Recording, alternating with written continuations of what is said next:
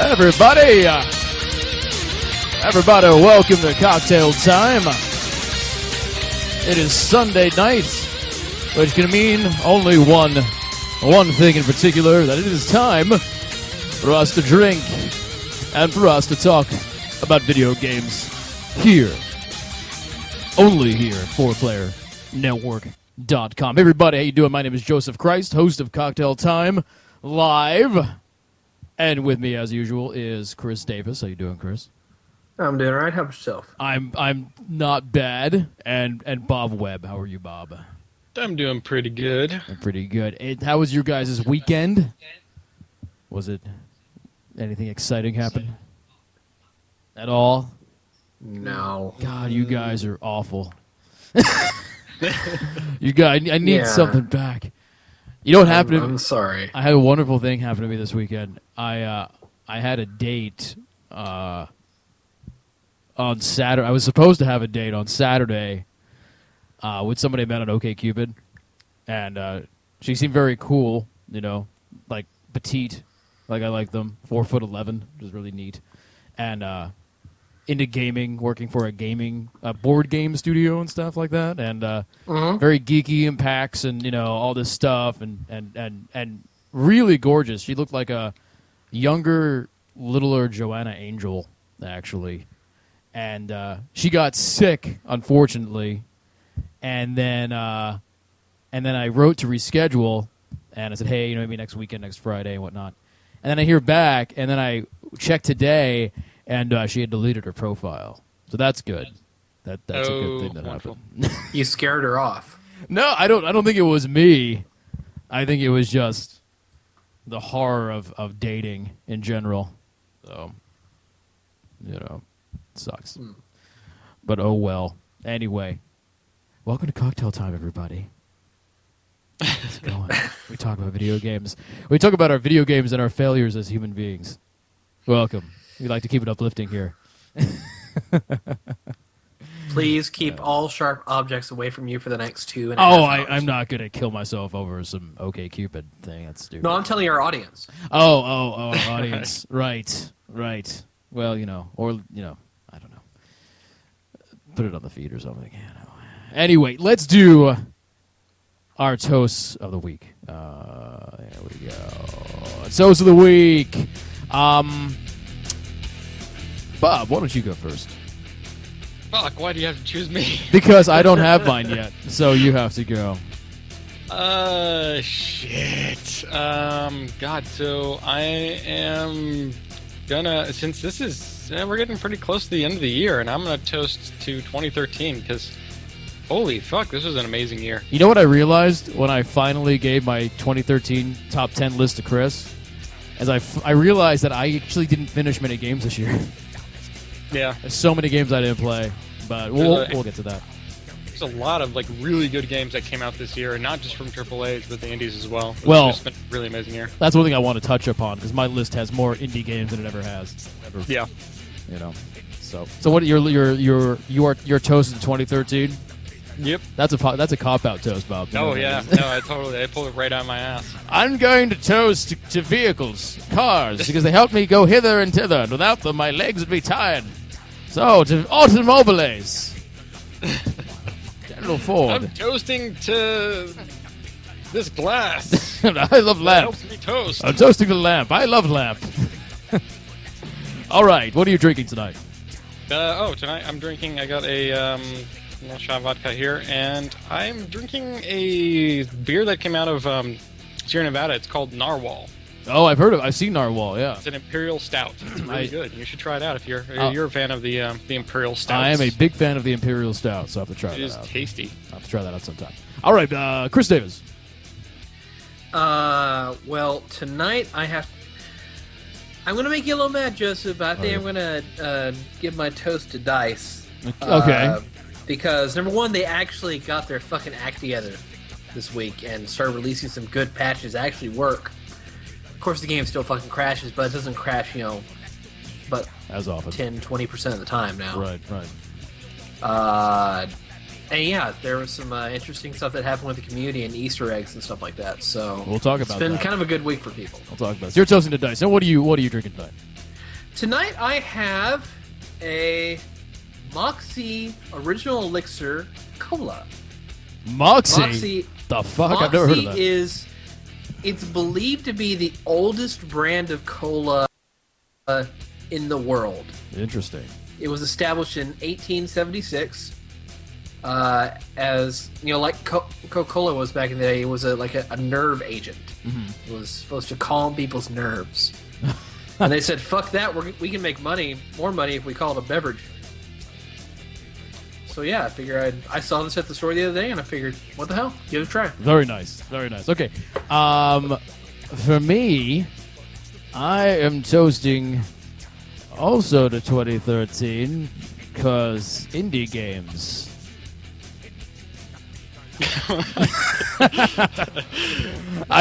That's I don't know. I guess I'm going to toast it. I'll toast to indie games because that's one thing I do want to talk about when we get through this. Is that that's a cop out. My list. Shut up, Bob.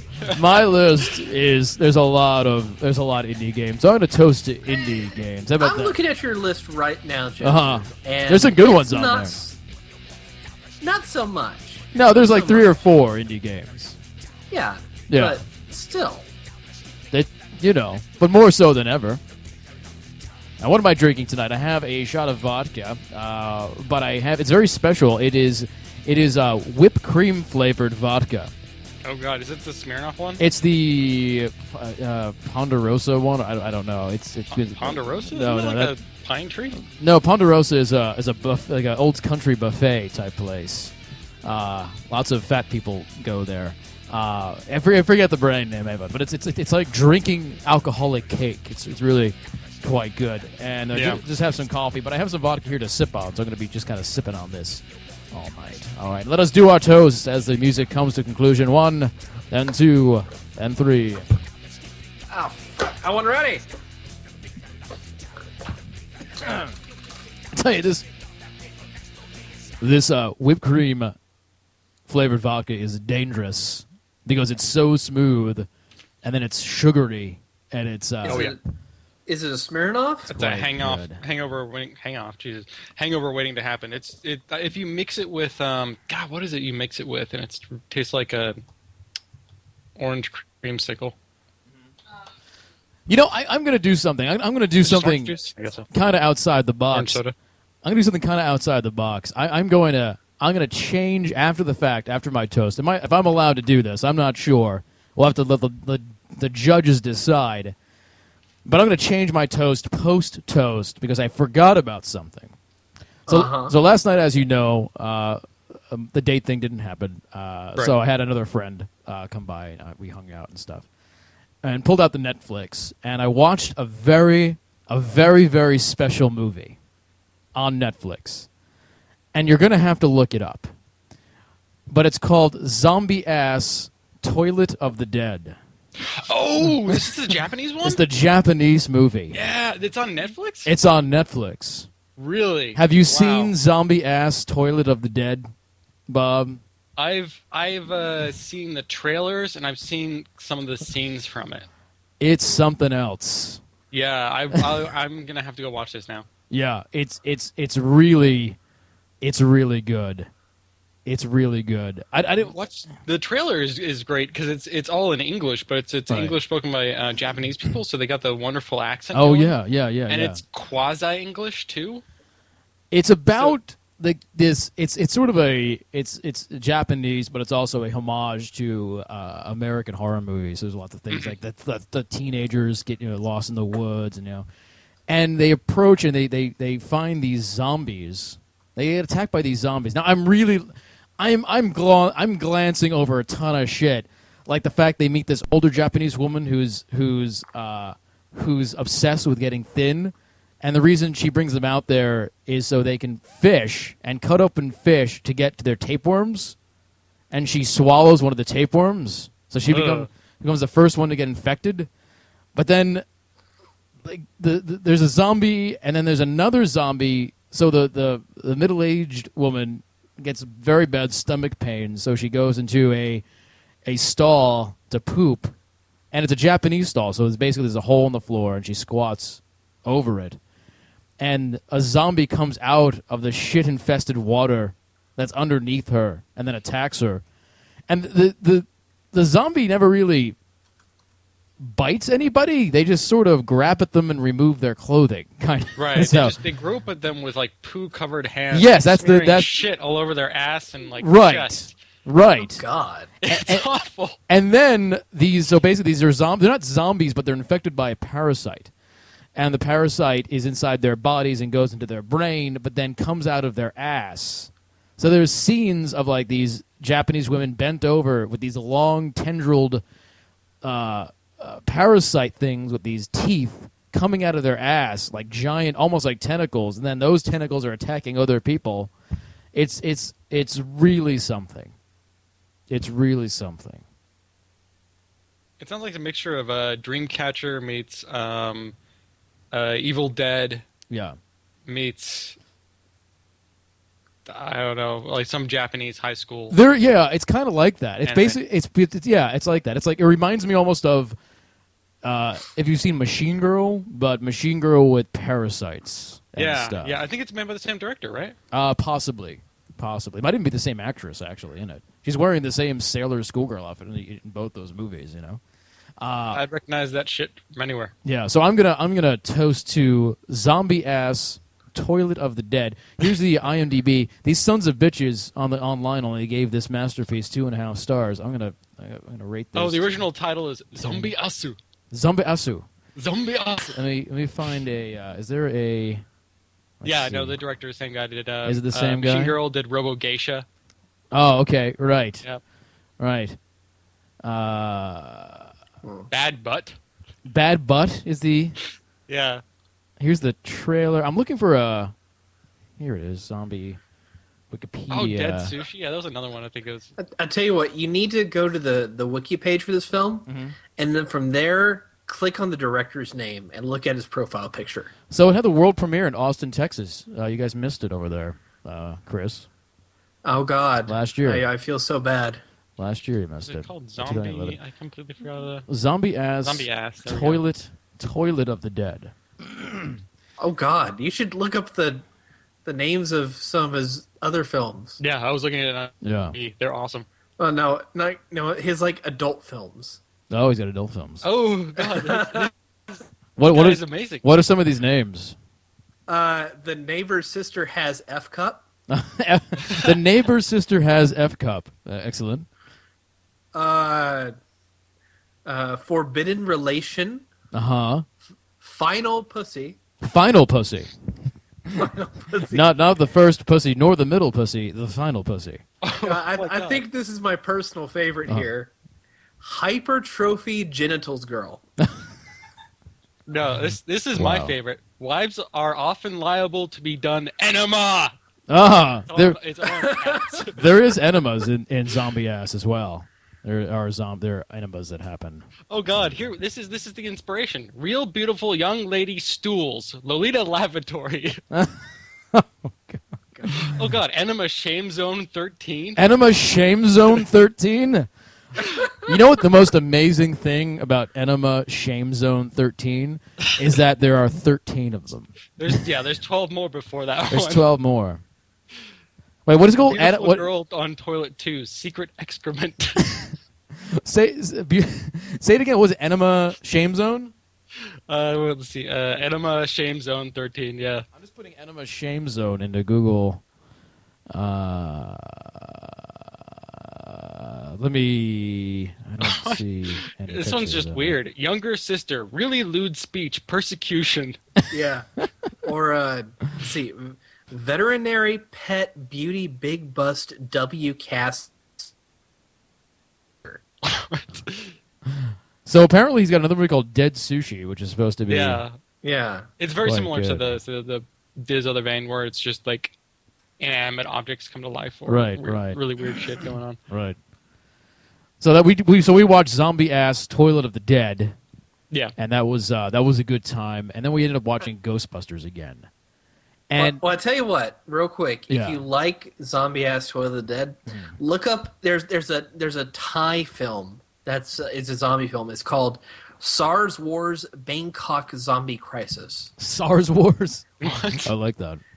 It's actually pretty good. SARS Wars. I really enjoy it. SARS Wars was actually, people don't know this, was going to be. It was canceled, but it was going to be the next Command and Conquer game. It was going to be SARS Wars. The subtitle. Yeah, developed by BioWare. Yeah, Command and Conquer SARS Wars.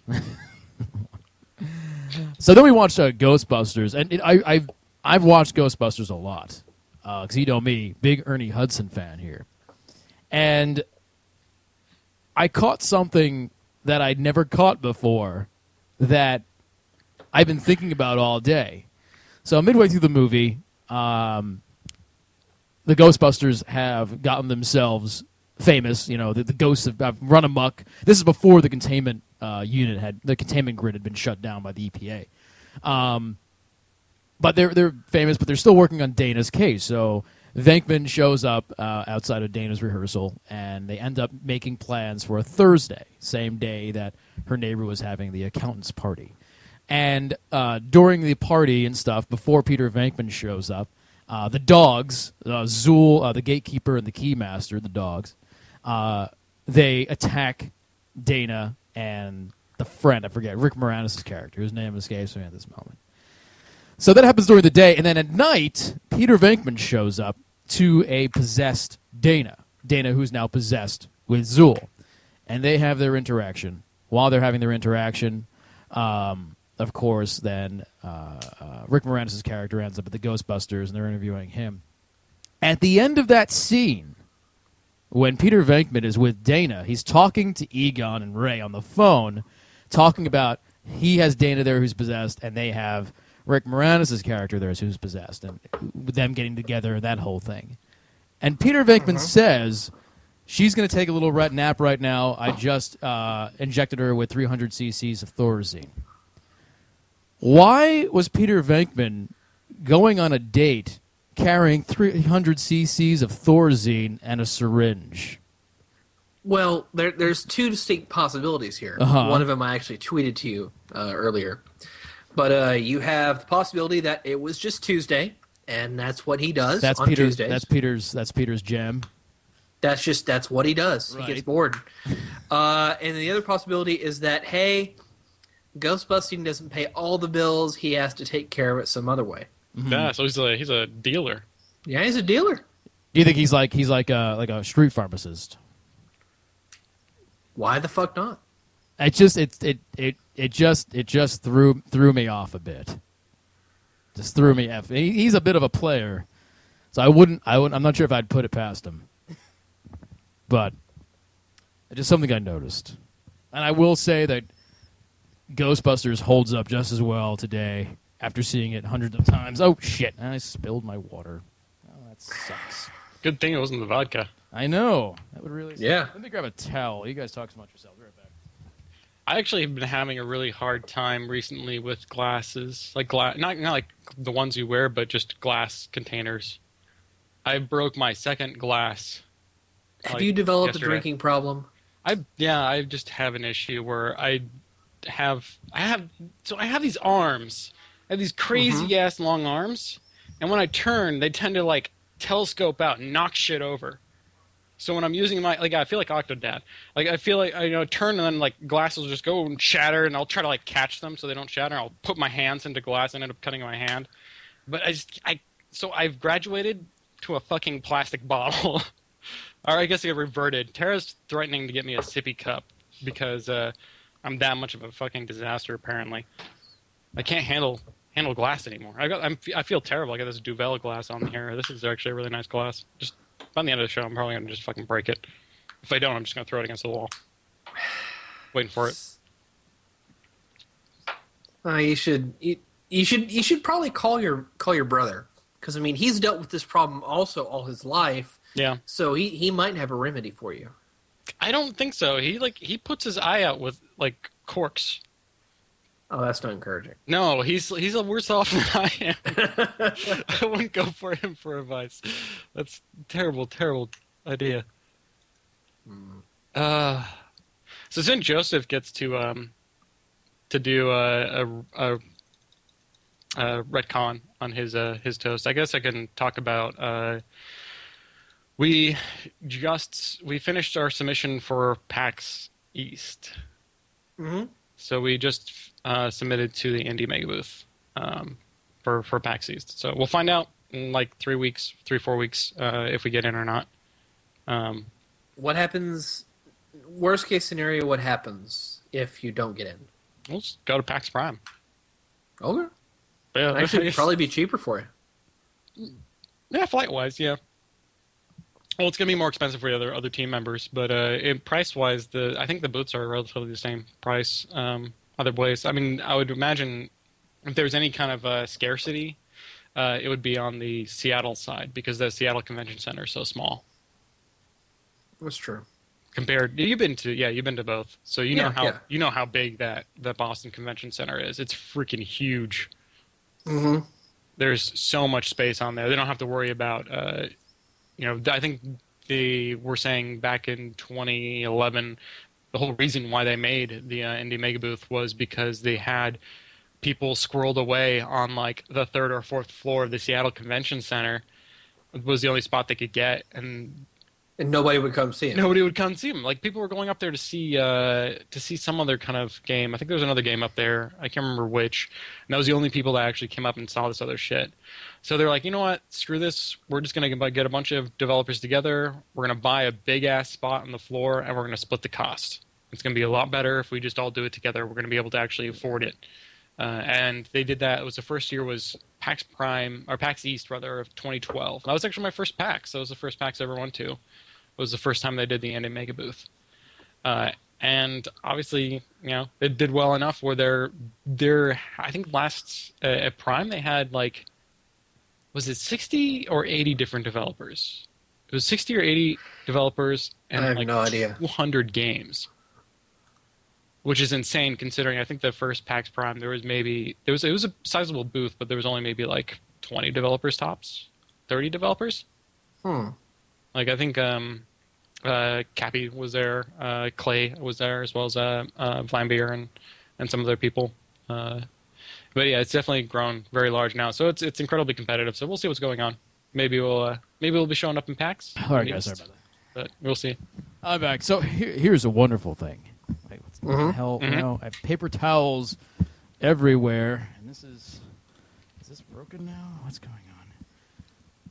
Oh, there we go. Okay, I went to go pick up my water, which I spilled all over my desk. And the process of doing that, I spilled my vodka and broke the glass. Oh, great! Really? What is with both of you? So I was just talking about how I was retarded like that. I was like Octobob.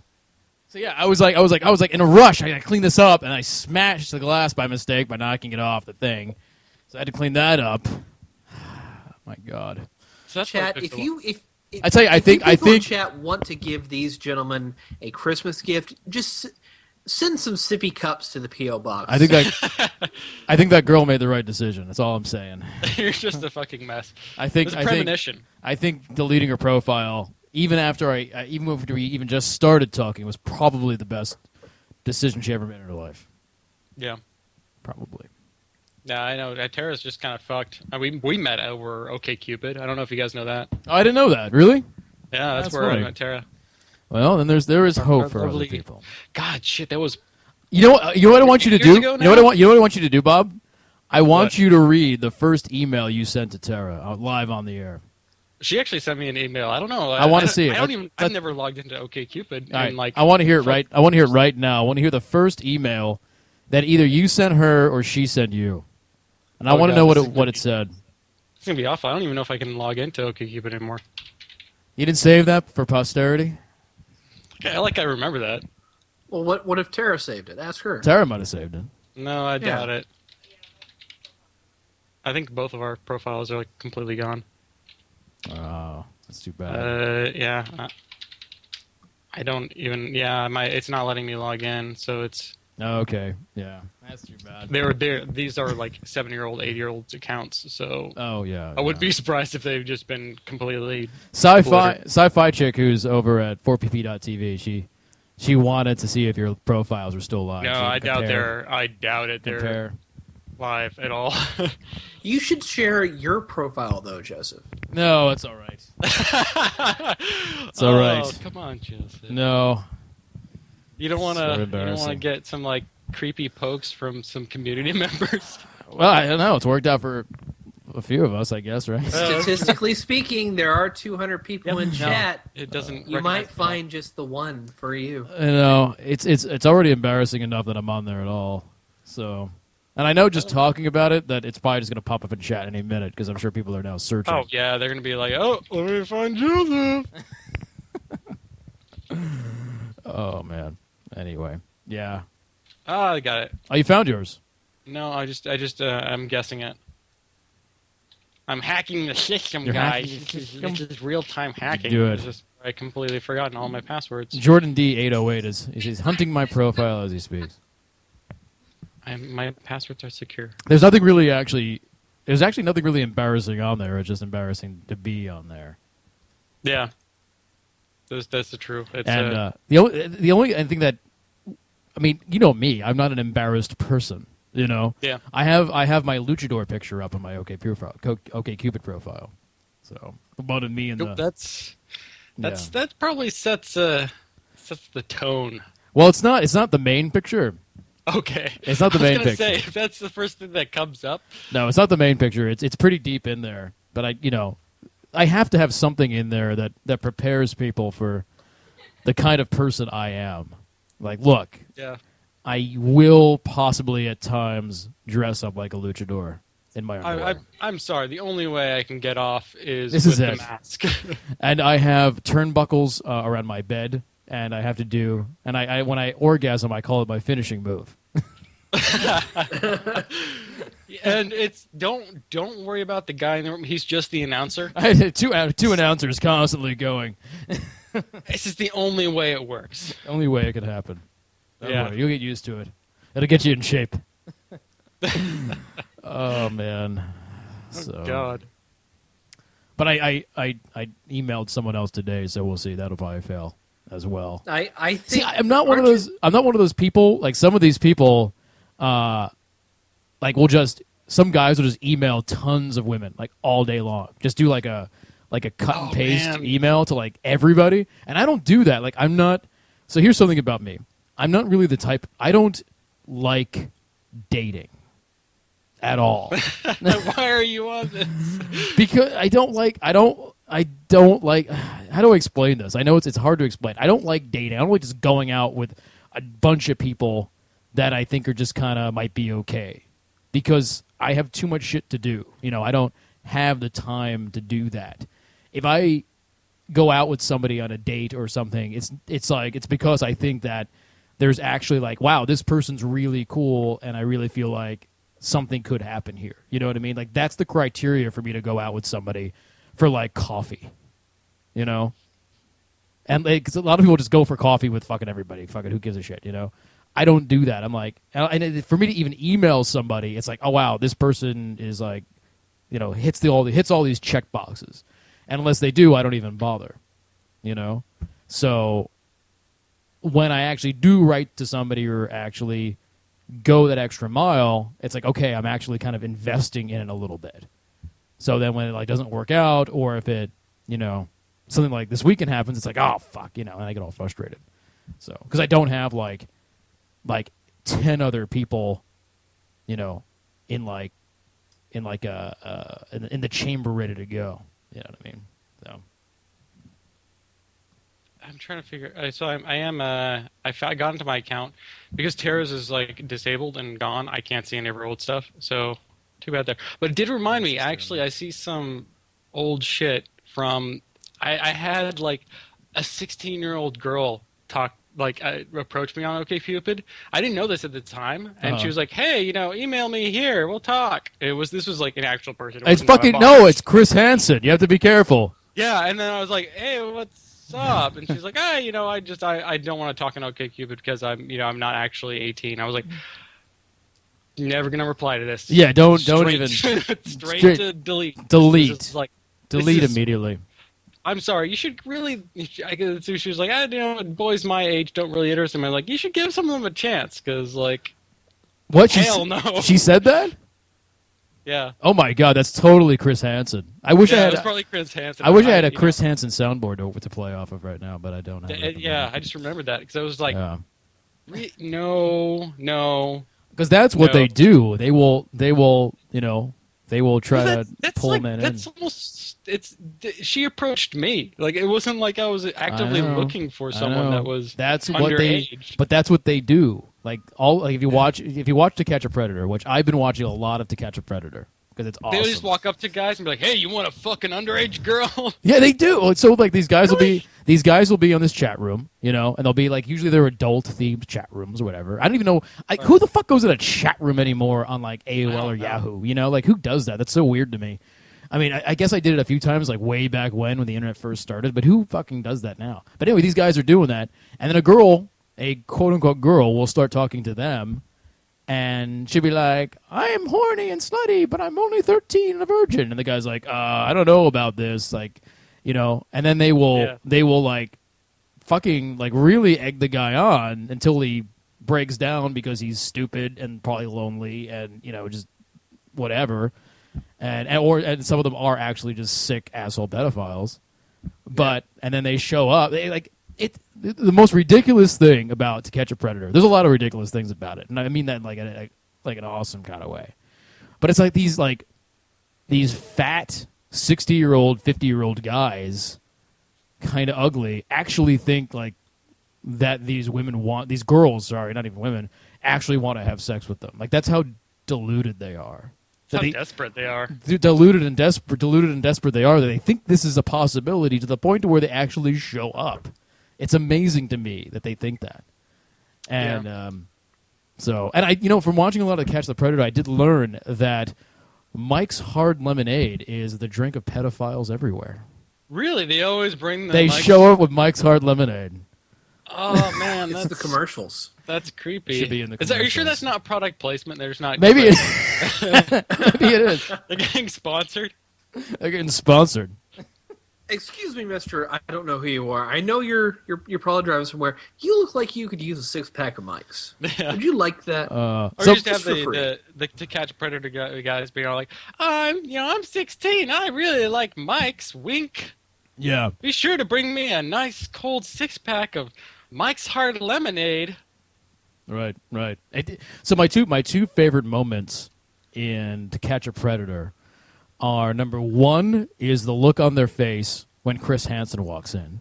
It's that split-second look on their face. I love that. Sometimes I'll pause. Well, it's that like, was I talking to a dude this entire time? Is this going to become a gay encounter? Yeah, he's probably And wondering, some of them are okay with that. But sometimes I'll even pause it just to kind of reflect on the face they make when he walks in. Yeah. And my second favorite part of To Catch a Predator is whenever Chris Hansen says penis. It's Penis? awesome. He's always like, and he sent her pictures of his penis. He really says it like that? Yeah, he sent her pictures of his penis. Or genitalia. It's really awesome. I love Like that? I love listening to Chris Hansen read the chat logs, the filthy, disgusting chat logs. Oh God. It's like I would if there was a show that was like an hour, 2 hours long, and it was just Chris Hansen reading pedophile chat logs, I'd fucking go. I'd go. I'd spend like at least $100 to go see that. Totally. It's for next week I'm gonna have to get some Chris Hansen audio and we'll listen. Nice. Because you guys, Ranger Harris, if you have best Chris Hansen video, yes, you can totally link it. Well, we got to permit him. Oh yeah, get him permission. Sci-Fi's got it. Sci-Fi's got it. Yeah, There we she's go. got it. Okay, cool. I think I spelled it right. But yeah, it's pretty good. We haven't talked about video games at all yet, have we? Oh God. No. Not yet. How do we get from OkCupid and my failings at relationships to pedophiles and Chris Hansen? How did that happen? Jesus Christ. Oh, it's because I got approached by Chris. Oh, that's right. You got approached by Chris Hansen in the chat room. On OkCupid. Man, these guys are just so creepy. I know they are creepy. There are a Like, certain amount of... Some of the houses they're in are insane. No. So that's a special house that they set up That's the Predator catch house. That's the Predator But catch house. They're like super nice. Well, yeah. I mean, it's they'll rent out a house or two and then they'll use that. right. Yeah, these aren't the Predators' 11? houses. I'm sure they don't live in nice No, places. yeah. I was like, this is like ridiculous. Yeah, The houses, they're like really nice. yeah. Well, it's got to be photogenic. Come to my fuck mansion. But There's nothing weird to this. is that what he said? No. Oh, okay. I thought Chris Hansen said, "Welcome to my fuck mansion." Well, the weird thing is that I thought it was strange when Chris Hansen answered the door dressed as a 16-year-old girl. Yeah. Well, that was the early shows. They hadn't quite got the formula down yet. Yeah.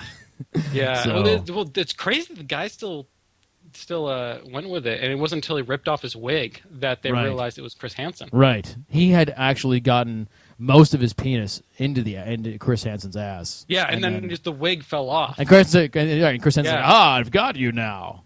Well, I've heard that there's a couple of early episodes where they actually came over. He had sex with Chris Hansen, then left, and they told Chris Hansen, "This is not the point of the episode. You have to Right. actually call him out on it. You He can't was- actually just He's seal very, the deal and then have him leave." he's very disappointed in that. Yeah. I'm supposed to catch these guys. Oh.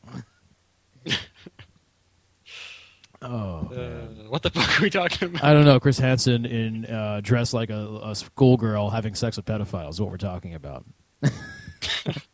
That's actually what we're talking about now. Jesus. Man. So Okay. anyway, video games.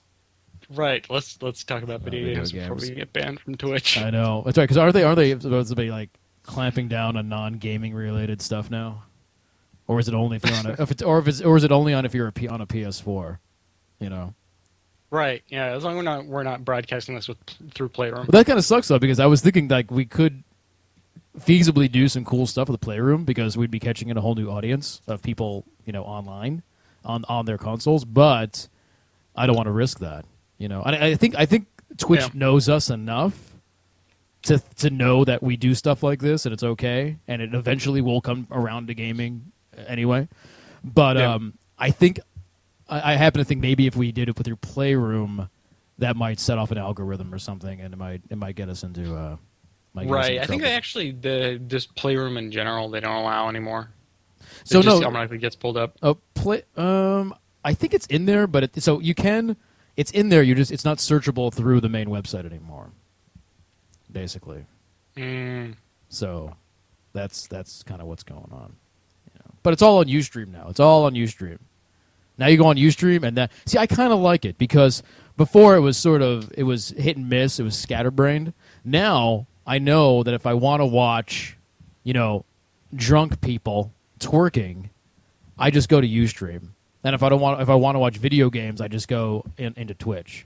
So, and I'm just sitting there on my couch, and I can just flip back and forth. I'm like, I'll watch some BF4. I'm tired of BF4. I'll watch some, I'll watch some people twerking, and I'll go over to Ustream with a click of the button. With a click of the button, it's pretty easy. Twerk stream. You gotta get into the twerk stream. Twerk, baby twerk.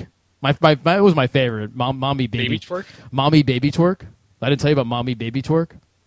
Oh God. It was this woman, and it's always like in the South, and there's a moderately attractive woman with a fat bald drinking husband sitting next to her on a bad couch, on a really bad couch, like the kind of couch that like was in your house 2 grandmas ago, Oh. And wait, what is this? This is a picture of no, that's something different.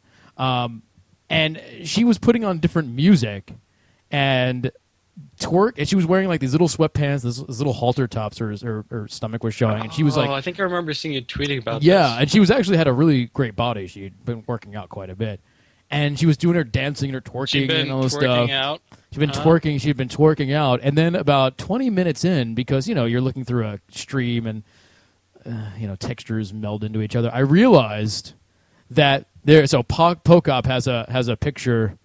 I don't know what that is. What is that? That's not what I was looking for. What is that? PS3 movie night. No, it's That's not what I was the looking for. MSG4 Metal Gear Solid for the Twitch admins were like, you can't play copyrighted videos, and they didn't realize it was actually a game. Oh, really? That's funny. Yeah. And we realized that there was a baby sleeping on the couch right in front of Mommy Baby Twerk. And there she is sexually gyrating all In around front of her child. in front of her child, who was twerknology, so Spire Record is calling it. Which, luckily the child was young enough to where those scars will probably be healed by the time it's actually somewhat sentient. But It's okay. It's been forever preserved in an animated GIF. has it? I'm sure it has. I actually took video of it and I put it on my Twitter. So Go there. There again. I took video of it. That child in 20 years will be able to look back and see. I'm telling you, fucking. Victus. There's Victus. Victus has us. There it is. So that's one of the pictures I took. So you see the baby on the couch. It took me a little while to notice the baby because I was not paying attention. You're to the too baby. distracted by the foreground. Yeah, I was too distracted by the foreground. So, and Joseph Chai Tai has my video. Yeah, Chai Tai, you can totally link the video. Let me give you a permit. Get him permission. I guess I don't even know what our process. No No one tells me anything. I don't even know what our process is now for people linking stuff. So you need to give people permission because Nightbot is automatic now. Nightbot's correct? a dick. Nightbot is a dick. So yeah, okay. I'll have to remember that. All right. Let's talk about some games because we're approaching 9:00 at this point. Chris Davis. Have you been playing anything, or have you been busy making videos? What are you doing with your life?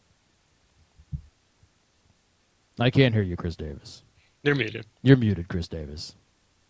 Chris has muted himself, and he's just talking, and no one. He's probably been talking this whole time and commenting, and. Well, you do realize he has his mic flipped up. It's on flipped his up, headset. and he's making panicked noises, and he doesn't know what's. Oh, he's using that mic. He's using that It mic. has He a just red something. Right. Now he's looking around desperately on the computer to figure out what the heck is going on. He's very scared. Yeah. He's talking, and I see.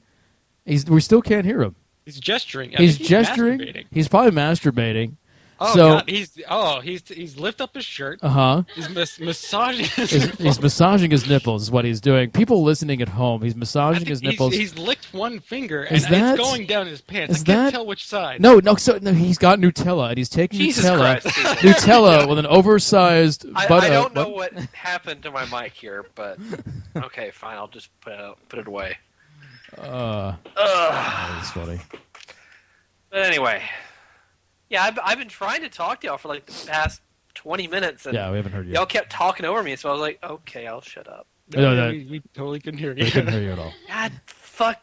God damn it! You're like what Nolan does. Every week during the meeting, at some point, Nolan will spend 20 minutes where he's trying to talk into a muted mic and then realize it later. Yeah. So. Okay, what are we talking about? All my hope in the world just went out the window. We are talking. So is that Snoop Dogg whitened up? What is that? That Victor's What? just. Is that Snoop Dogg? Yeah.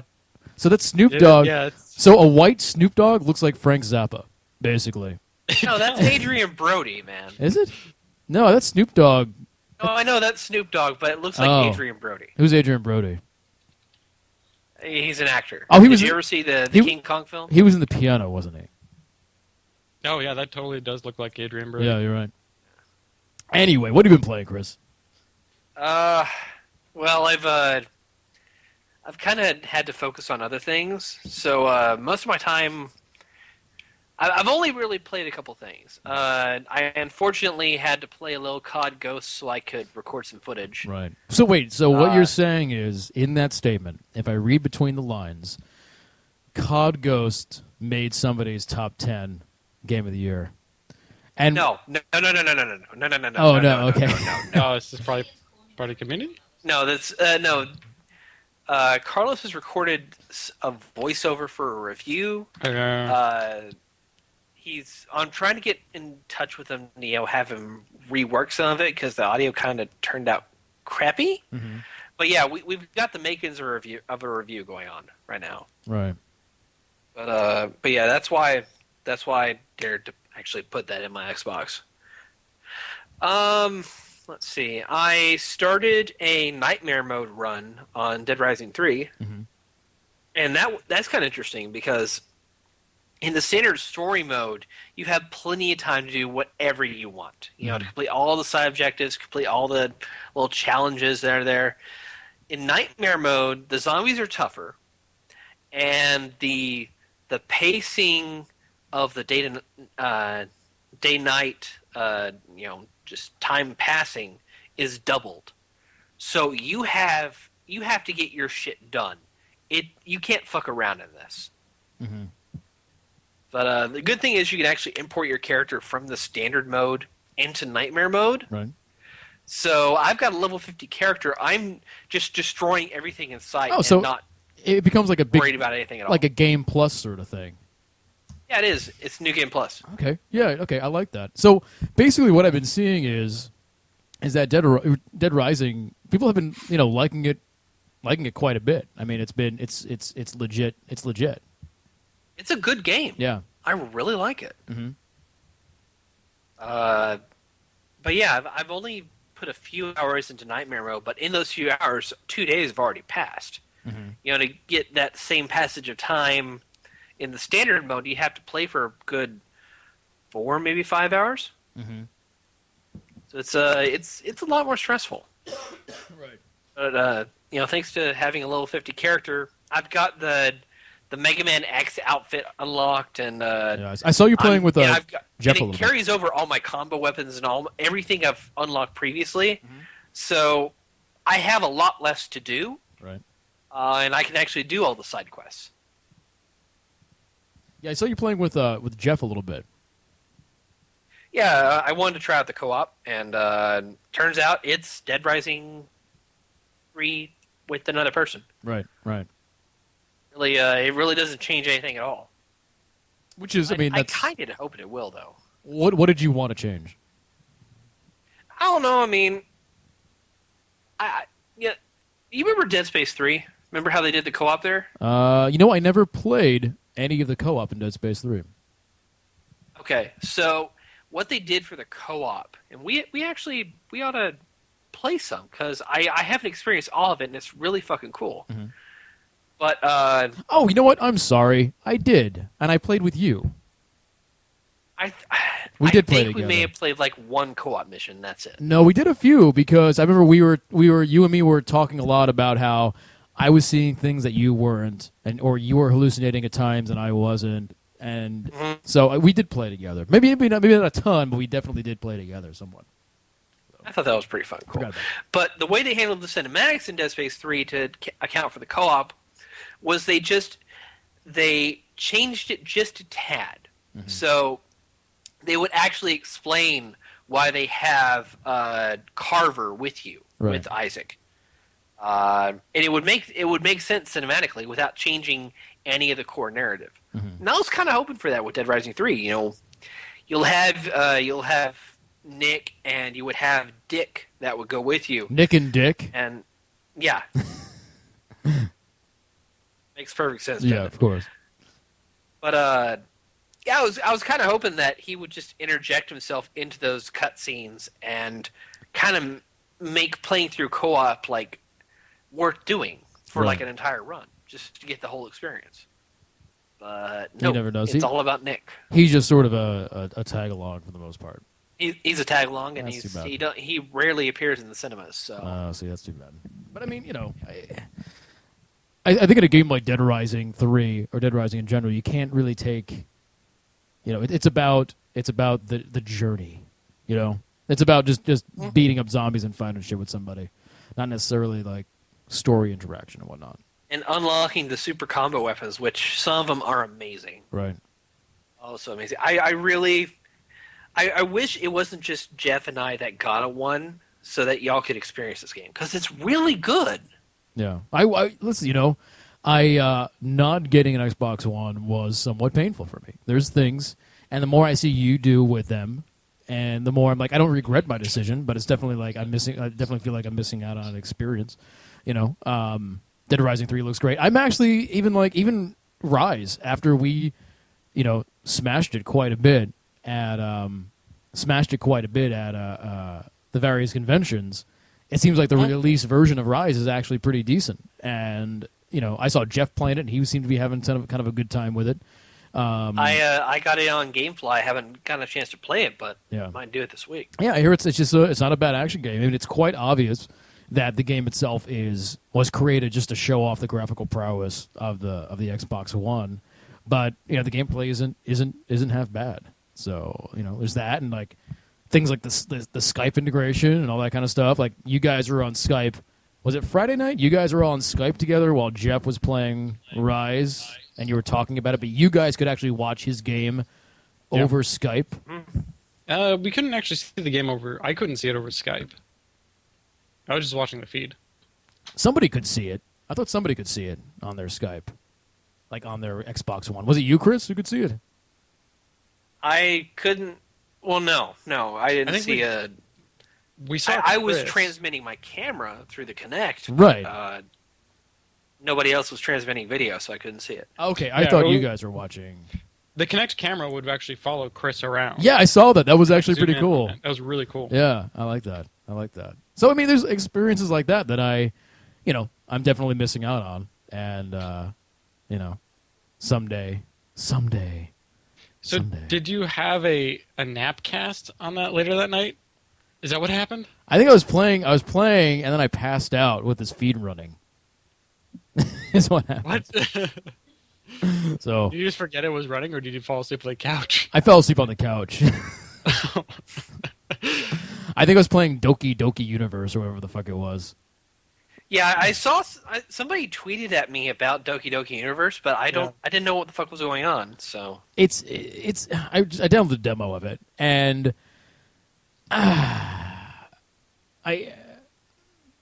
don't know if I really get it, like what they're trying to do. You go around you're a robot, and you've been sent your family has abandoned you, and somebody from the robot factory comes, and they say that you are probably going to be dismantled unless you can prove you have this much humanity, and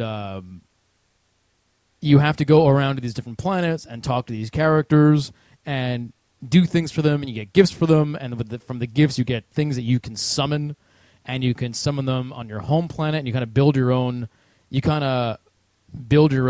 of like home planet type of thing. It's kind of weird, and the whole thing is in the style of colorful, like paper cutout type of stuff, and it's interesting. And you go to these asteroids, and the asteroids give you like questions, and they give you personality tests that really make no sense at all. Because mine, who made this? I don't remember. But I went through the processes of doing things, but I can't tell you I had a lot of fun playing it. But it was only the demo, so only the training planet was open, and I couldn't really expand outside of that. But the whole idea is that it's very social media heavy, to where you can link it in with your Facebook and your Twitter and your friends lists, and then you can visit other people's planets and other people's universes to see how they decorated and interact with them. There's a giant social aspect of it that I can't access because it's just the demo, and that's awesome sci-fi. That's awesome.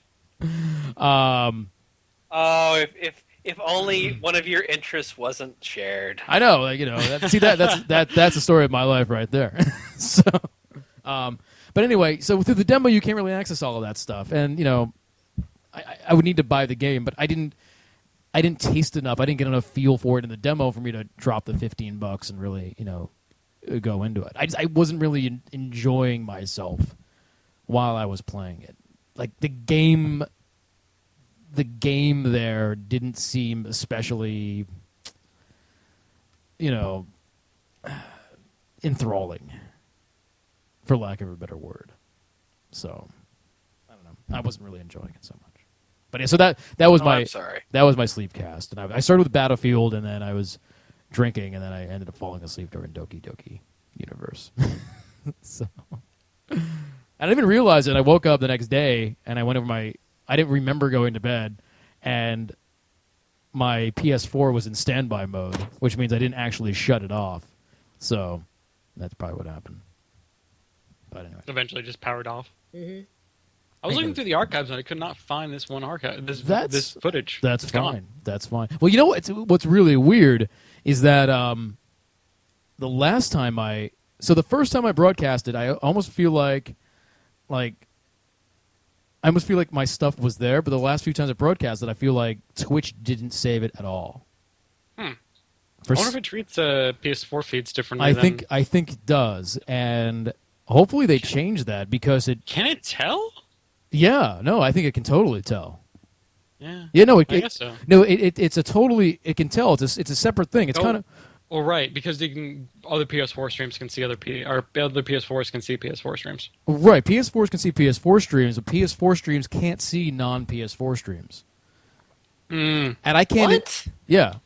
So PS4 streams can't see non-PS4 streams. In fact, when I go to the Twitch app on PS4, I can't even search for non-PS4 streams. It won't even come up. I went on my PS4. I went to the Twitch app on PS4, and I tried to search for 4-Player Podcast. Because, that seems kind of stupid. Yeah, so because after I played, I was like, okay, let me go watch somebody else play after me and see if I can watch it on my PS4. And I did a search for 4-Player Podcast, and it wouldn't come up. And here's why I think it doesn't work like that: is because I don't think ads work on the PS4. There's no ads. Really? There's no ads at all. Yeah, that might be it. So that's what it is. There's no ads at all. In fact, even on Ustream, when I'm watching Ustream, sometimes a little thing will come up saying, do you want to watch the ad now? You hit view or cancel. Even when you hit view, no ad comes up. So I think that's why they're keeping them separate. Because I think if people don't want to see ads, they won't watch Twitch on their computers anymore. They'll watch Twitch on their PS4s, and there'll be no reason to get special subscription memberships. So that's kind of a loophole right now. Yeah, I wonder if they're going to end up fixing that or something. Well, it's probably. I wouldn't be surprised if there's some issue with the licensing between Twitch and Sony. Mm-hmm. Perhaps. Well, you have to. If they didn't really dispute how much of a cut they get from ad revenue. Sure, and you have to remember that the Xbox One has delayed their Twitch app because, according to Major Nelson, quote unquote, they weren't happy with how it came out. And they wanted to delay it. So it's possible that they want to make sure that stuff is, ironed out before they even start it. So. Right. Well, I wouldn't be surprised if we see it next year. No, I'm sure. I think Sony hits it. Whoops. Hello? They're early adopters. Yeah, they'll. I think we'll see it in a spring update that'll come with a bunch of new content. The fucking handling of memory management. That's not shipping with the Xbox One. No? That Joseph was having issues with her. I think Joseph unplugged his mic.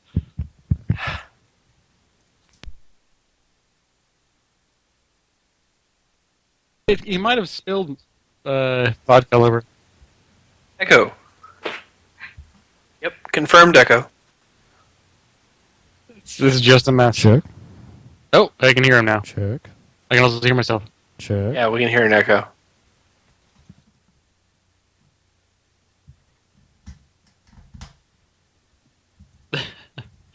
Regardless, this might be a good time to do a break.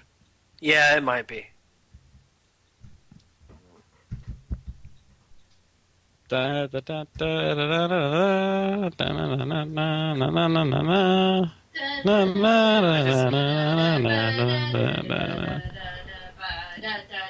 would have the cat dance, but the cat ran away a few minutes ago. Oh, it's because you were playing with that pussy all the time. You're teasing it. Well, it's just, juggling and tossing up in the air, and Yeah. she's really quite tolerant. Most pussies are. Yeah. So yeah, how are you doing? Doing okay. How about you? I'm doing pretty good. You hear me? I'm tired. Oh, hey, Joseph. I heard him for a second.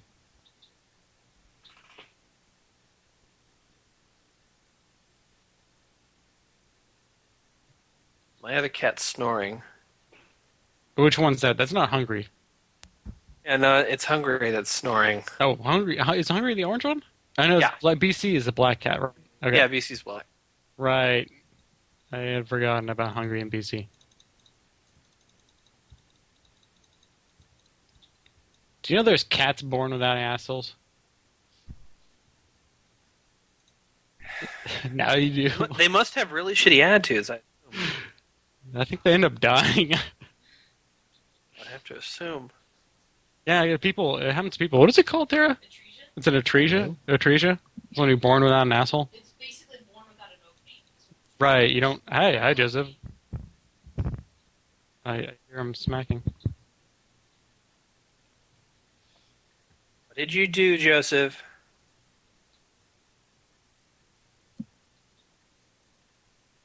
Is I it? can hear you. Is it amazing? Like he can't hear us now. Oh, amazing! All right. What'd you do?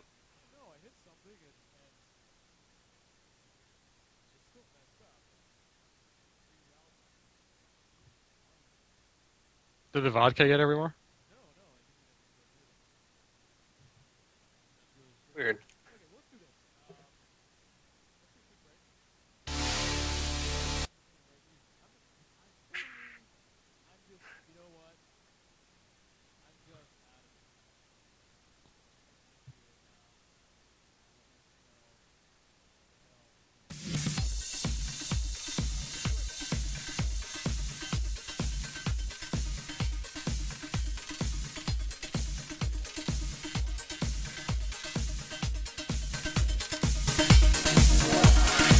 Apparently, no one on the feed can hear you. Yeah, you might want to fix that.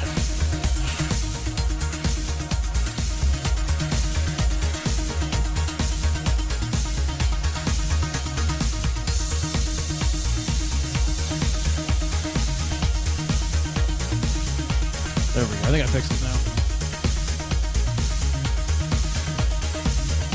Yeah.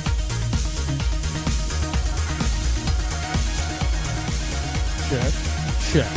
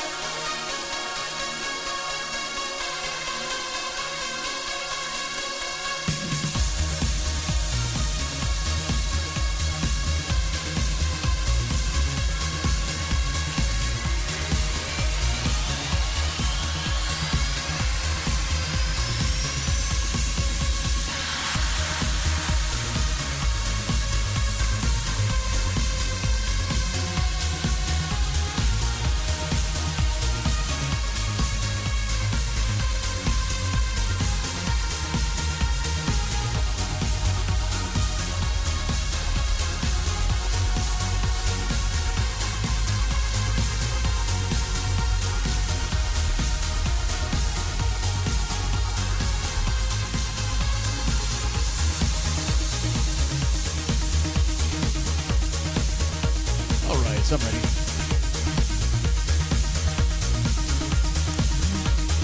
Hey everybody, we are back. You should be able to hear me now.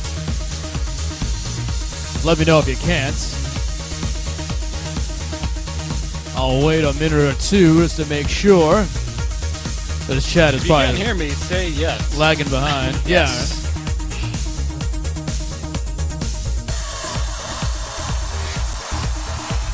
Yeah, you sound good. All right. Here on the feed. Sounds good. Hey everybody, welcome back to Cocktail Time Live. here at 4Player Network. We'd like to thank everybody who is watching us live here at 4pp.tv. We do this every Sunday night, except when we don't. But we try to do it as much as possible. If you want to know if we are or not doing the show, you can always add me on Twitter. My Twitter is @TheJosephChrist. And another way you can do it is watching us on 4pp.tv. We do have a full schedule on there. Definitely like to thank our subscribers who are watching tonight. People like Ray Gun 2, people like Sci-Fi Chick, people like Vunic, people like Victus Unis. All those wonderful people, especially all those wonderful people that joined us last Sunday. Especially. And subscribed to make this past Tuesday a wonderful night. Especially thanks to everyone who subscribed to us last weekend and made the Hot Pepper Challenge over at 4Player Podcast happen. And, you know, Chris, we're still waiting for A Night to Remember starring you. I said it would probably be around the 29th. Okay, well, we are waiting. Merry Christmas to me. Yeah, anticipation is high. There's Chai Tai as well. Subscribe. Well, we do thank everyone who watches us tonight. If you cannot subscribe, we ask that you at least subscribe to us on YouTube. Go to our YouTube page, hit that little button that says subscribe, and thumbs up and share our videos. It really helps us out. We do appreciate that. We know that YouTube has been kind of fucking everybody up. It's been kind of weird. Everyone's been getting copyright notices, and it's been kind of a strange little thing that's been happening. I don't think we've gotten any. We haven't been hit with a deluge that other people We've have. had a one or two here or there, but not like people that rely on YouTube where they're getting like 50% or 60% of their videos taken down. Yeah, it's kind of it's actually worse than that. Their videos aren't getting taken down. They cease to get revenue from the videos. The revenue gets diverted to the copyright claimant. See, that's kind of fucked up because it's just like I could make an account and then just claim copyright on a bunch of channels and then all of a sudden get money for it. And actually, the theory is, and the fear is, that's exactly what's happening. Is that there's people just claiming copyright on as much shit as they possibly can, and even if they do it and they get it for a week, that's a week worth of revenue they're getting. And if they do it to 100 sites, 200 sites, that could be a lot of money. That they're basically they were going to stealing. game this fucking system. Like what it should have been is it should have been that YouTube, they could file the claim, YouTube would then go look at that and then look at their claim, not take it down, and then look at their claim and verify their claim before making having action on that. And I should say that an automatic bullshit. I should say that Lord Moom has just subscribed. Thank you, Lord Moom. Go Moon. Very good. Thank you. Keeping us above that 200. But no, you're right, Bob. And the problem is that YouTube has wanted to just make this an algorithm that happens automatically. Because Google likes to automate all their shit. We've been having that problem with Google where we're trying to talk to them either about like analytics or YouTube or anything like that. Right. It's all just fucking online facts. You can't get an actual person. I know. It's terrible. It's ridiculous. It's completely ridiculous. There's no customer service, period. It does not exist. It does not exist. And this is why you're getting issues with this type of bullshit going on. Is because you don't have fucking people to talk to. Right. Yeah. No, it's we had that problem, I guess, with AdSense. And they thought we were a fucking porn site for some reason. That's right, and that's where the not a porn site thing came out, because their algorithm had went through. They went through our site and found probably posts by me talking about dicks or whatever, and it was the Skyrim porn post. It was the Skyrim porn post. Okay. No, I think it was the YouPorn post. It was probably a combination of a lot of that stuff. Because in the YouPorn post, I said like hot free porn, in all caps. Might have triggered some and of their bold. filters. Might do it, yeah. So but it took us weeks. It took us weeks. We could not contact a real person. It was an impossibility to talk to a real person. And I understand why they would want to have to automate this shit, because I mean, I remember a statistic about them, and they said every minute that YouTube is live, they get uploaded like 3.5 hours worth of video, something like that. How? Yeah. Yeah. Well, So I it's- mean it's- that's a fucking ton of videos to go through, Yeah. and you need an automated system like that to cover as much as possible. However, you gotta make it a smart system, a good system, and Well, that's not what we have right now. I mean, well, you need to hire people. I mean, I hate to Yeah. say it, but when it comes down to it, you need real people looking at these things. Yeah, And- they need to hire like another 1,000 or so customer service reps that'll, handle the dispute process. Yeah, your job all I day mean- is to make sure these copyright claims are correct. well, if you think My, about it, I think My Battlefield 4 video got flagged, Mm-hmm. and it got flagged because I was using the music from the game. yeah, So music has been they've been copyrighted. So a lot of the copyright claims that have been coming down from YouTube over the past couple of weeks have been music related. So someone will have a video game clip, and there'll be a car, and the radio in the car will be playing a song, and the music company will claim that clip because the music is in there. right. Yeah. It's kind of crazy. It's kind of fucked up. I mean, if you think that the amount of claims they have is way, way under the amount of actual videos being uploaded. Right. Like very, very small subset. And those you can inspect those claims almost by hand. If you had, fucking just outsource that shit. Yeah. You don't need your own people doing it. Just have a standard set of information for people, steps to follow for a claim, and then just and not have this hostile environment where Right. the people creating the content for YouTube are being fucked. Basically, yeah.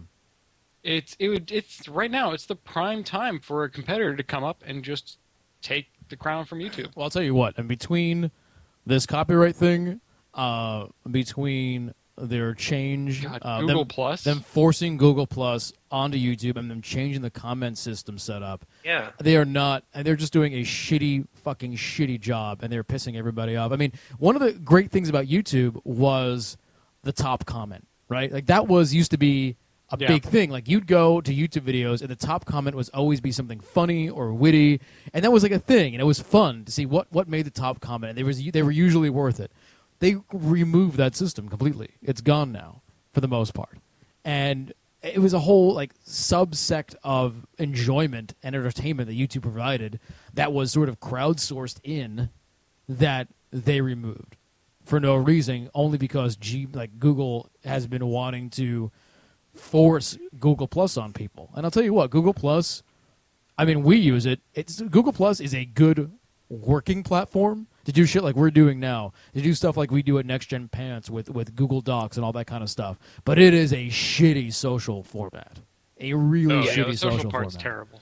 So it's awful. But for getting work done, it's good. Everything else, it's terrible. And Google just needs to give up trying to fight Facebook, or trying to be the next social thing. Like just you can't force something like that. And No. Just fucking buy them, get it over with, so we don't have to deal with this shit Now, anymore. Facebook is not. That'd be an expensive purchase. Let's put that. Yeah, but Facebook, I don't think is really going to be around for that much longer. yeah. I don't know what makes you think that. Well, I mean, these are fads. They're really kind of Mm-hmm. they all go and come and go. I mean, you all remember how big MySpace was, and Of course how I do. Friendster and all that other bullshit. Yeah, These yeah. are all trends. They're and yeah, I think Facebook is the only one that's kind of reached out and kind of a large universal adoption. Like a lot of people that normally wouldn't have been part of these things, like Friendsters and MySpace, were mostly the younger crowd. They were kind of IT savvy. Right. But most people are probably going to forget about using these social medias or moving to a different one. I mean, it's been the trend for the last 20 years. Right. So it's like, what's to say it's going to change? That's true. Like I can thinking see people clinging onto it, but I'm thinking it's got at least another 3 or 4 years before it's got like a new competitor that'll draw a lot of people. yeah, there's probably going to be some kind of aspect that's going to draw people away from it. You know what that aspect is? I can tell you right now what's going to kill Facebook. What's going to kill Facebook is every asshole on my friends list. Yes, I'm calling all my friends assholes.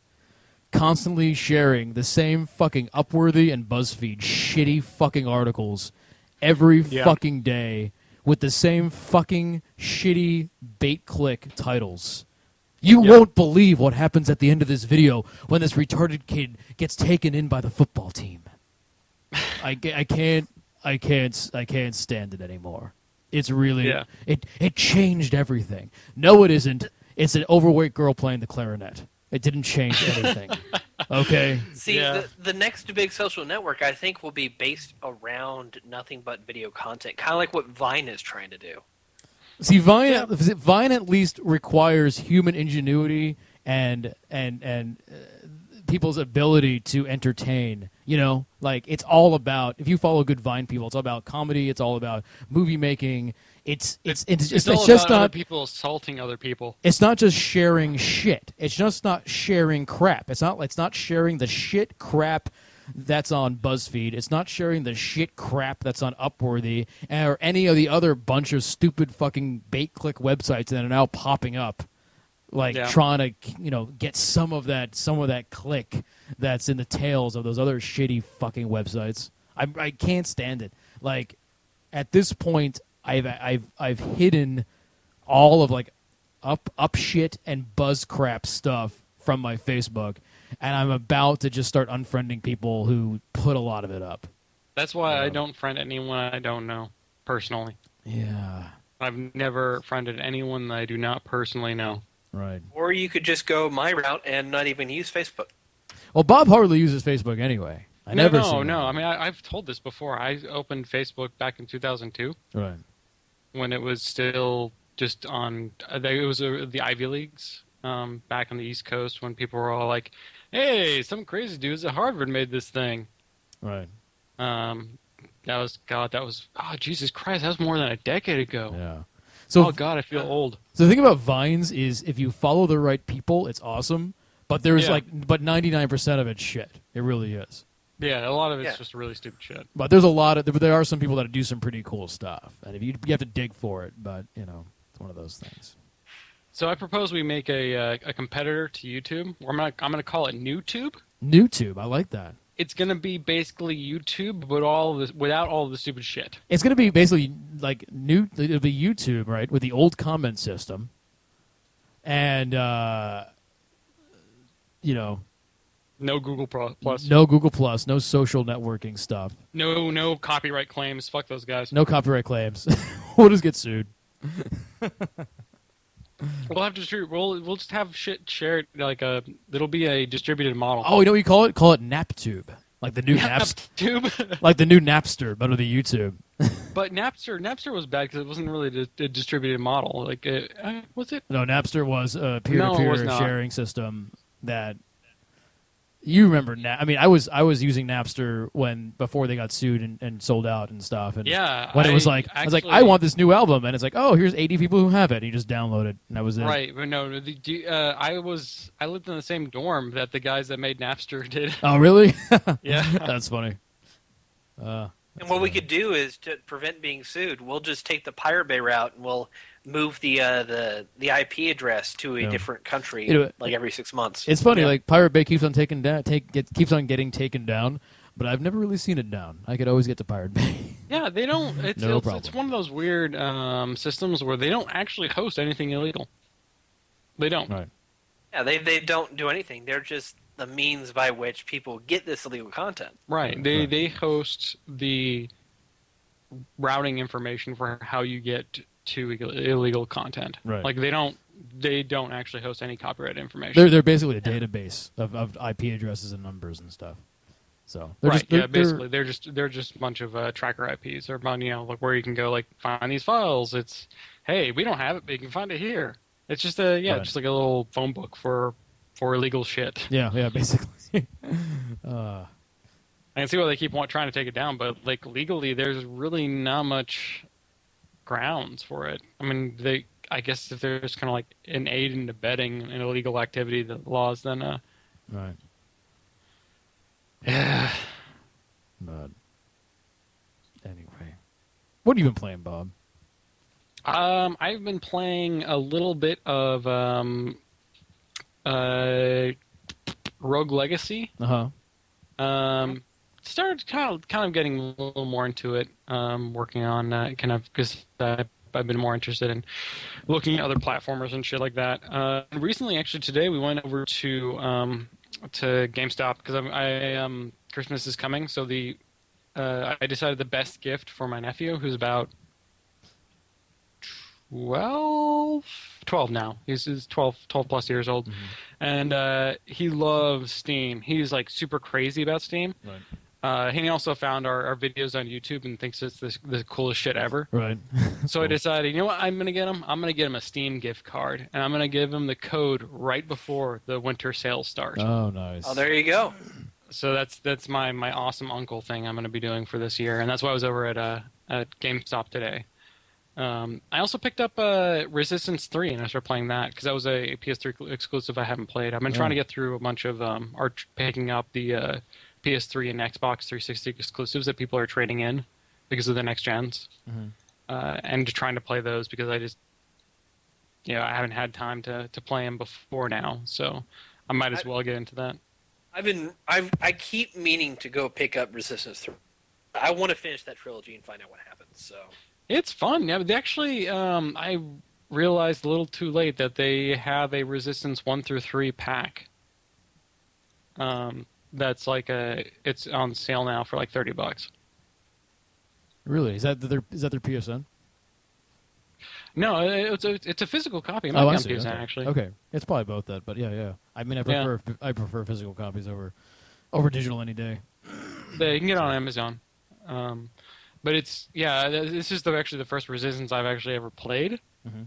So, but I like Insomniac games. I played Ratchet and Clank before, and I really enjoy the aspect of having a weapon level up as you use it. That's just always it has been some pretty good levels. You should try those. You should try 2. 2? Yeah. It was Resistance 1 on the PS3? Yeah, it was I think it was a launch title. Okay, so they're all PS3. Yeah. Okay, yeah, I might actually pick that up at some point. I actually want to try to pick up Nier as well. I know that's not exclusive, but I just one of those games that I've meant to play but never did. And then on the Xbox 360, another non-exclusive, but I played a bit of it but never got that far in it, was Red Dead Redemption. I've just been trying to make a list of the exclusives to get through and play. Actually, the other one I picked up today was Viva Pinata for the 360. Viva Pinata. Yeah. Why would you do that? Because apparently it's actually really decent. It's actually kind of a good game. Is it? Okay. I've heard nothing but great things about Viva Pinata. All right. Strangely. All right. Well, it's really bright. It's really vibrantly colored. I could and be that's wrong. actually one of the kind of key features for having a really good HD game is having really high contrast colors. Mm-hmm. So it's just one of those games that like just looks good on an HD TV. Right. Okay. Well, I could be wrong of that, but not giving, Viva Pinata the credit it's due. No, I haven't played it yet. I got the copy for like $6. So You have to let us know next week. That's your assignment, is play Viva Pinata this week. yes, maybe I'll try to play it. Just a little bit. Actually, no. I'm going to be in Colorado next week. I got to figure out something Are going on. you? When do you? Oh, that's right. You told me about that.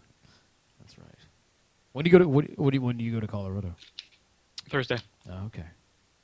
Maybe I can do a show from Colorado. Oh, maybe. Well, you have to let me know if you can do that or not. Yeah, that'd be kinda neat. I'll probably be around where I have internet. So. Is this your Christmas trip? Is that what this is, or is this like? Yeah, I haven't visited family in too long, so I'm going to be out visiting them. Oh, it's almost been like 2 years. Oh my God, yeah, then you should do that. Yeah. So Thursday to like over the Christmas break and stuff. Yeah, Thursday to Friday. Okay. Oh, nice long trip. Yeah. Very nice. Well, I'm next going to go skiing. You're going to skiing? I haven't been skiing in years. I've never been skiing. Because you're from Texas. Yeah, there's no way. I don't, have snow. to, I don't have to go far to go find a skiing resort. New Mexico's right next door. You realize that? That's not skiing. There is skiing. They have mountains. No, they have hills. They have mountains. They where have you hills. Can ski. Hills with a little bit of snow.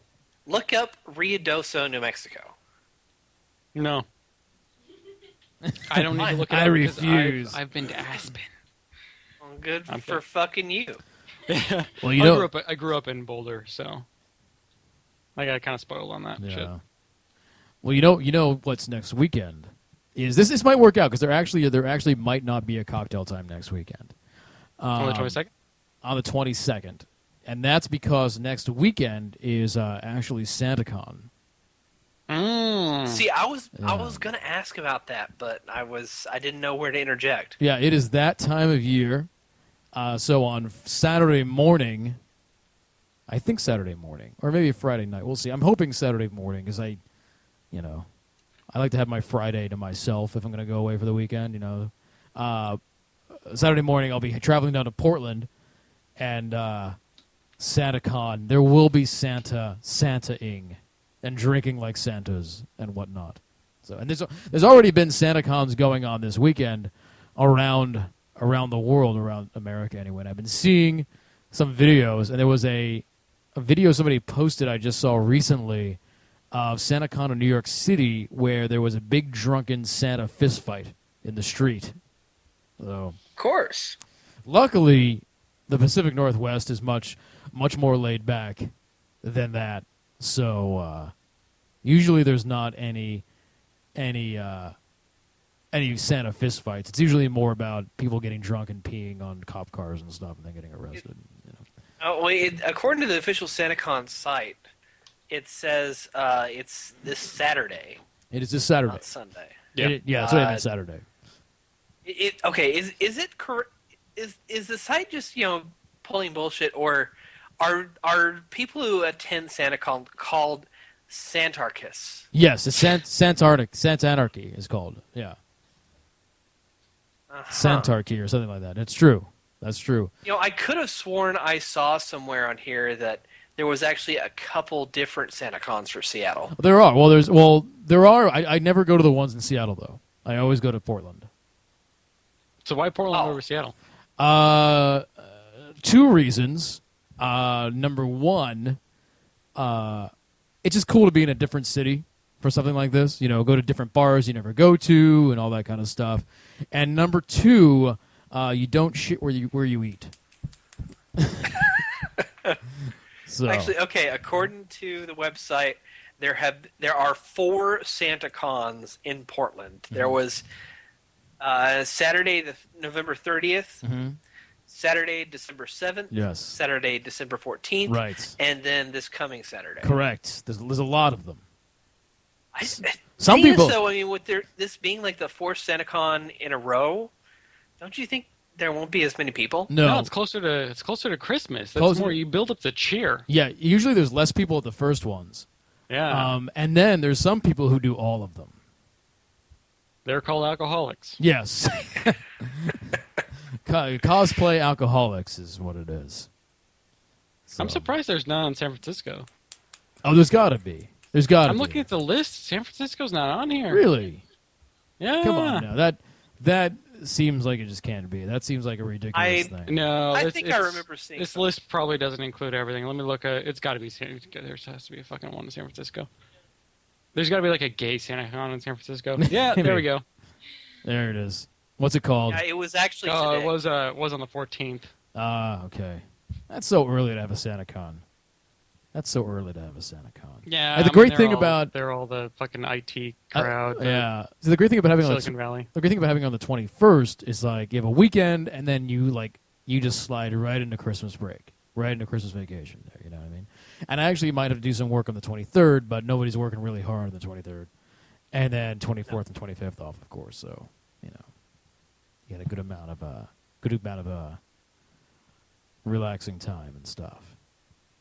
So are you going down there Friday, or are you going to just head down there straight off? I don't know yet. I might head down there. It depends when I can travel and what the plans are.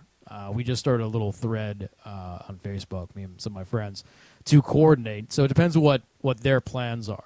I'm not sure what time it starts. I got to figure that out. And then I have to figure out how I'm getting down there, if the bus or the train, what time those drop off. So it's kind of up in the air. I'm hoping I can go down Saturday morning so that Friday night I can just kind of relax, get some stuff done here in Seattle, and then go down there on Saturday without having to go down there on Friday and spending 2 nights and all that kind of stuff. So I like to have some weekend to myself. Because if I travel on Friday, right, I won't get there till late.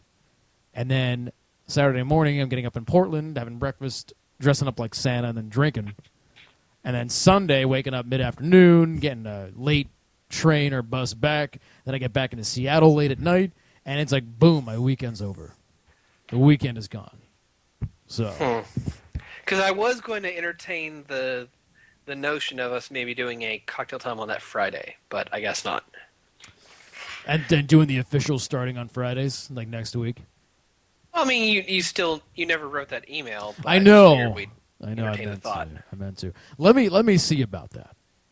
Let me see how this week goes, and what I'm doing this weekend. If we don't do it on Friday, let's do this. Let me look at the calendar here. If we don't do it on Friday, right, we probably won't do cocktail time next weekend. But then the following week, the 27th, we could possibly start doing cocktail time on Fridays on the 27th. I'll be back home by then. And Bob will be back by then. We can hear about his Colorado adventures, his wilderness Colorado adventures. Yes. We can talk about, we have a post-Christmas show and talk about what we got for Christmas. Mm-hmm. You know?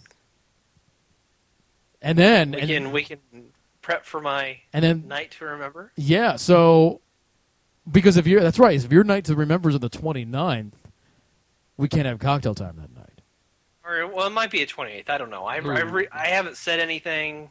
Oh, that could fold right into cocktail time. You can just continue it on. You can just do cocktail time in however you're doing a night to remember. Or I could end it rolling straight into cocktail time. Either way, you can do it on Friday. We can do the cocktail time, and then you can disrobe on cocktail time, and then we can start Chris Davis' A Night to Remember.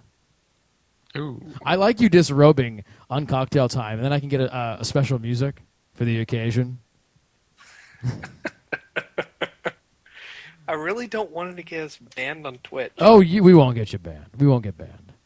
You can't get banned from you say that to Sony Playroom. We'll just won't put it on the Playroom. We'll be fine. Yeah, I mean, we can all disrobe. Sure. Yeah, why not? Why not? I took a shirtless picture with my PS4. It's a new year. What better way to start the new year by having a nude year? I got it. I got it. Chris in a New Year's baby outfit with the diaper and the sash and the top hat.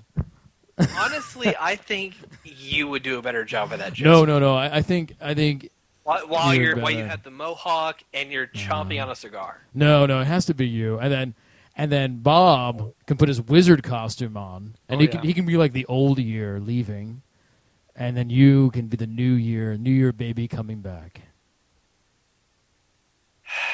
coming in. I really think we would alienate so many people. You know, we'd probably alienate a bunch, but we'd get more. It would even out at the end. Probably. We would get a shit ton of people if we could get Brad to do that. Be the New Year's baby? Oh yeah. That's a giant baby. That's terrifying. I don't think people realize that Brad is like 6'5" and giant. He's a giant lumbering person. Even better. Yeah, maybe that'd be something. You don't realize how big Brad is until you meet him in person, and it's like, Jesus Christ, you're a big person. So, all right. Anything else, Chris? You've been playing? I think we should probably get into some news. Other than just Dead Rising and Hard Ghosts, I've been playing a bunch of Battlefield 4. Now the patch is finally fucking out. So real quick, I know that Brad is expecting us to talk about nothing but peppers and Battlefield 4. But real quick on Battlefield 4, I'll tell you what, I'll admit something now. It has been getting better, right? Mm-hmm. It's more stable. I'm still getting every once in a while crashes that are related to Sony general errors. So I think DICE is trying to work out with Sony what that's coming down to. And in fact, DICE put out a statement last week asking Battlefield 4 players that when they get a CE error, which is a general Sony error, in the comment section, please write what you were doing. And because they're trying to track this down, they don't know what exactly is causing it. So the last time that happened, I actually put in, I went prone at while I was burning the B point on, Hanoi Resort, and then I crashed as soon as I went pro. So I put that and sent that to him. Maybe you know how it is with bugs, like weird things make things. See, happen. what they should be doing is they should be asking people to use the capture ability of the PS4, and then sending them a link to that video. There's no easy way to do that because when you put it in the comment section, you have to type it in. Yeah, just type in meatspin.com. Meatspin.com. Here's what I was doing when Battlefield 4 crashed. Meatspin.com. What's the problem? It's called the helicopter. But it has been getting better. I've had some really smooth games. Some games not so smooth. It seems map by map. Some maps I'm smooth as butter, 60 frames almost the whole time. Some maps it slows down a bunch. I'm getting weird stuttering like some maps it's like on Hanoi Resort I'm getting stuttering like every 6 seconds. I get this little like stutter as I'm moving through. That's actually a bug related to the Levolution event for that. So, but it's not. It happens the entire time, not just during Levolution. Yeah, I know it's related. Once it is activated, it'll do that occasionally. Oh, okay. Yeah. So that's, but it has been getting better, and I had been drinking on Friday, and while I was drinking, I bought a premium account. Oh, so have you tried the new maps? I've tried the new maps. I've been playing the new maps. So, yeah. Gotta say, I'm really impressed by the size of some of these. I'll tell you what, I love the new maps. I love the, I'm still getting the names down, but the Dragon one, with the one that's basically Battlefield Vietnam. That's an awesome map. They're all awesome. I love them all. I love the desert one is really cool. And I play primarily Conquest Large. Silk Road, I think. Silk Road is great. Silk Road is a fucking engineer's dream. So here's one thing I started doing this week is I started playing hardcore engineer, like engineer all the time. And I am fucking loving being engineer. Engineer, it's great. Engineer with a suppressor so you don't come up on the minimap, and then your basic RPG, you can do a lot of fucking damage. And I'm saying it right now, the most overpowered weapon or attachment or item in Battlefield is a suppressor. Like, hands down, it's a suppressor. Because good Battlefield players have, they're looking at the screen, but they always have one eye on that minimap, looking for those red dots, looking for those red arrows. And if you don't show up on that minimap with those red arrows, you have a hand up on almost everybody. And you can run through the map, and you can run through some of these areas just taking guys down from behind because they don't even know you're there. So, I've had some fantastic rush maps play out like that. Yeah, no, the suppressor is I never really used the suppressor very much because I was always really concerned about it. Well, I think in Battlefield 3 and the other games, suppressor would actually affect damage. In Battlefield 4, suppressor only affects things like range and bullet drop, which I'm more comfortable with because if I have a suppressor on, I'm not intending on shooting at guys from long range. But it doesn't affect damage, which is great because basically if you're taking on guys from short range, you're pretty much unaffected and then invisible on the minimap. So I love using the suppressor. I'm actually having a lot of fun with it. So I've been doing a lot of anti-air lately. In fact, I just this past day and a half, I've been working on both using the anti-air guns because people just aren't using them when I'm playing, at least. You mean the vehicle? I'm also learning how to work jets and stuff like that. So I've been playing I played a couple of air superiority matches. I'm not feeling air superiority, and I don't know if it's just that my jet is not buffed up enough with stuff for me to be useful. But I can't, I fly through, I get a lock on, I shoot 2 missiles at a guy, I do a little bit of damage, and he gets away. And that's it. And then I wait for 15, 20 seconds for my missiles to reload, which takes forever, and I do the same thing. I hardly am able to take anyone down on those maps. And part of it's, I think the jets kind of handle really weird. They handle very wide. So, air superiority, for people who are wondering, kind of started on Battlefield 1943, which was the XBLA version re-release of 1942. And I don't think it started there. I think that was the first air superiority map. Where it was just Battlefield 2. Was it? You might be right. Yeah. but it was prop planes. It was basically World War II planes, which handled differently, and I had a lot more fun with it. And you basically had just machine guns, whereas the jets, the jets on Battlefield 4, I'm just not feeling myself being useful or doing well on these air superiority maps. I mean, is that just me sucking? I haven't actually played any air superiority. Mm-hmm. I've only just started working with jets, so I can't tell you. Right. Yeah, you should try some air superiority just to kind of get a feel for it. But I should. But anyway, it is better. I got a premium account. I'm really enjoying the new maps. In many ways, I like the new maps better than the ones that BF4 was released with. I was also getting pretty tired of them. But you're really gonna like the second assault maps where they reinterpret several of the Battlefield 3 maps. Yeah, I did download. I'm sorry, not download, but I did watch on YouTube a couple of videos of them, and they look pretty good. They look great. I am still a big fan of Metro. I would love to go back and play some Metro on the BF4 engine. And it's really cool how they've opened it up and made a few slight changes that make it play so much better. Right. Yeah. So I mean, I'm looking forward to that. So, and I don't when do we even get that? When does the PlayStation 4 people get that? It's a timed exclusive, and it technically counts as the second map pack for the game. Okay. So I would think like January for y'all. Okay. Well, that's fine then. Yeah, we'll get there. But anyway, it is doing better. It still needs a lot of work. I'm not saying it doesn't. I think they're on 15 server patches now, and at least for PlayStation 4, 2 or 3 client-side patches. For PC, I think it's even more. It's more than that. They've been patched in the PC like there's no tomorrow. Yeah, so they're trying to get it up and running, and it's still no excuse. Never should have been released in that, but it is getting better. And I did go against my word. I said I'm not going to give them any money until it's 100%. And then I'm playing it, and I'm having fun, and I was drinking a little bit, and then I was like kind of getting tired of playing the same maps over and over again. And I was like, all right, fuck it, I'll do it. Why not? Not as well. Yeah. Although Pacific Storm, I still love Pacific Storm. Parasol? Yeah, I'm sorry, really Parasol Storm. like that one too. Yeah. One of my favorite maps. All right, so let's do this. We have a couple minutes left. Let's look at some news. Do we have any news, Mr. Chris Davis, that we need to go over? There really hasn't been all that much. Has it been, VGX has happened. Steam Box is shipped, and they're yay. I mean, all I'm interested in about that is the fucking controller. Wait, so Steam Box is shipped? Yeah, the beta testers. Oh, okay, the beta testers. Mm-hmm.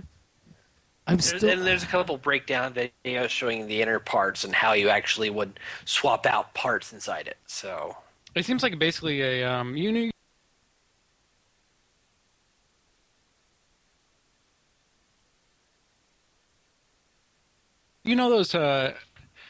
those old PCs, the IBMs that had a square kind of like a pizza box underneath the monitor. Yeah, I think so. Yeah. Am I okay? Good. I was gonna say, am I really that old? No, I remember that. They look like that. Right. Okay. Where it's just like a fat pizza box. Right. Pretty much. It's like an Xbox One or anything like that. They're about roughly the equivalent size, I think. But they have all the same outputs as it's like you would get on a motherboard.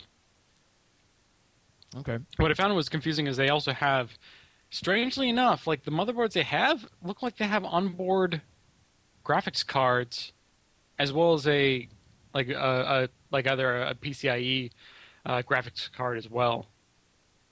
So you have like 3 HDMI's out or something weird like that. It's like 2 or 3.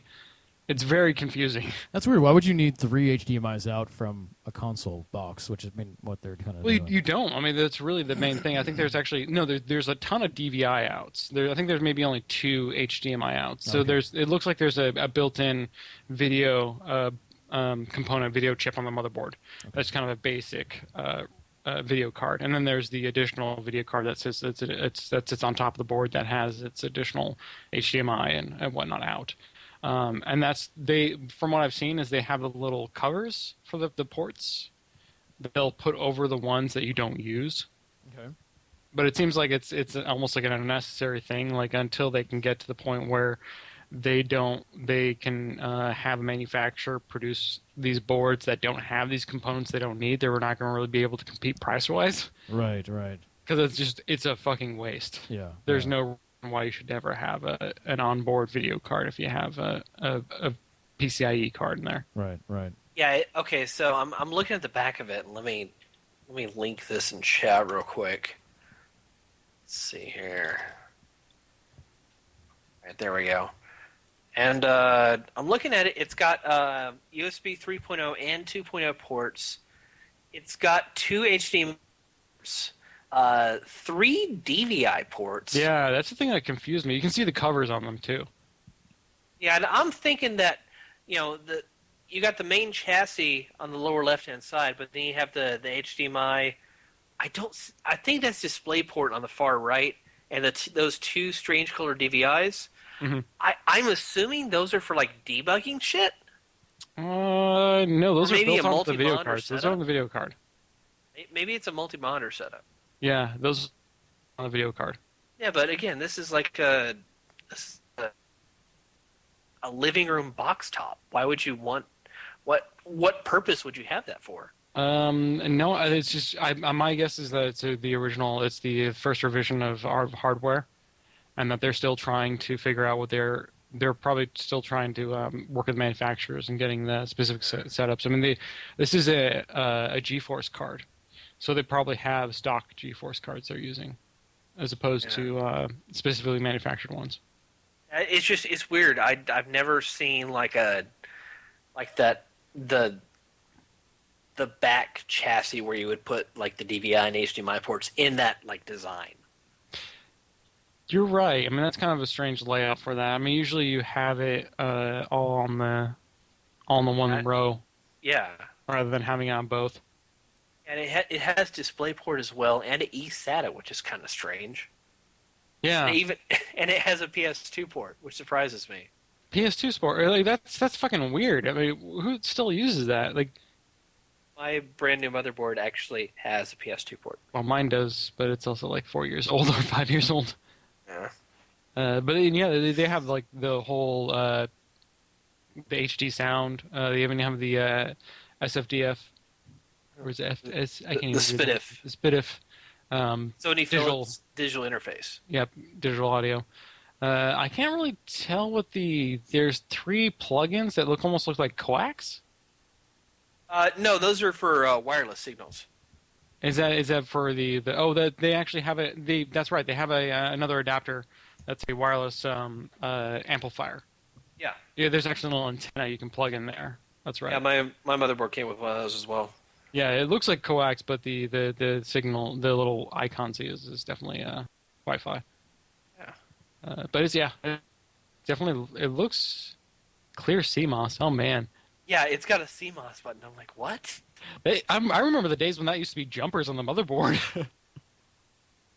I'm just saying, the average consumer that would buy a Steam box, They don't not know what how the to. fuck. Yeah, what is a CMOS? Yeah, they'll press it just because, and then they'll fuck up the system. Yeah. I don't know if they're using any kind of. Why would you need clear CMOS these days? Most days you don't even really need to configure CMOS. Yeah, I do know it comes up. They all ship with like a USB thumb drive that has the recovery drive. Mm-hmm. It looks cool. I mean, they've definitely done a really good job of presenting it.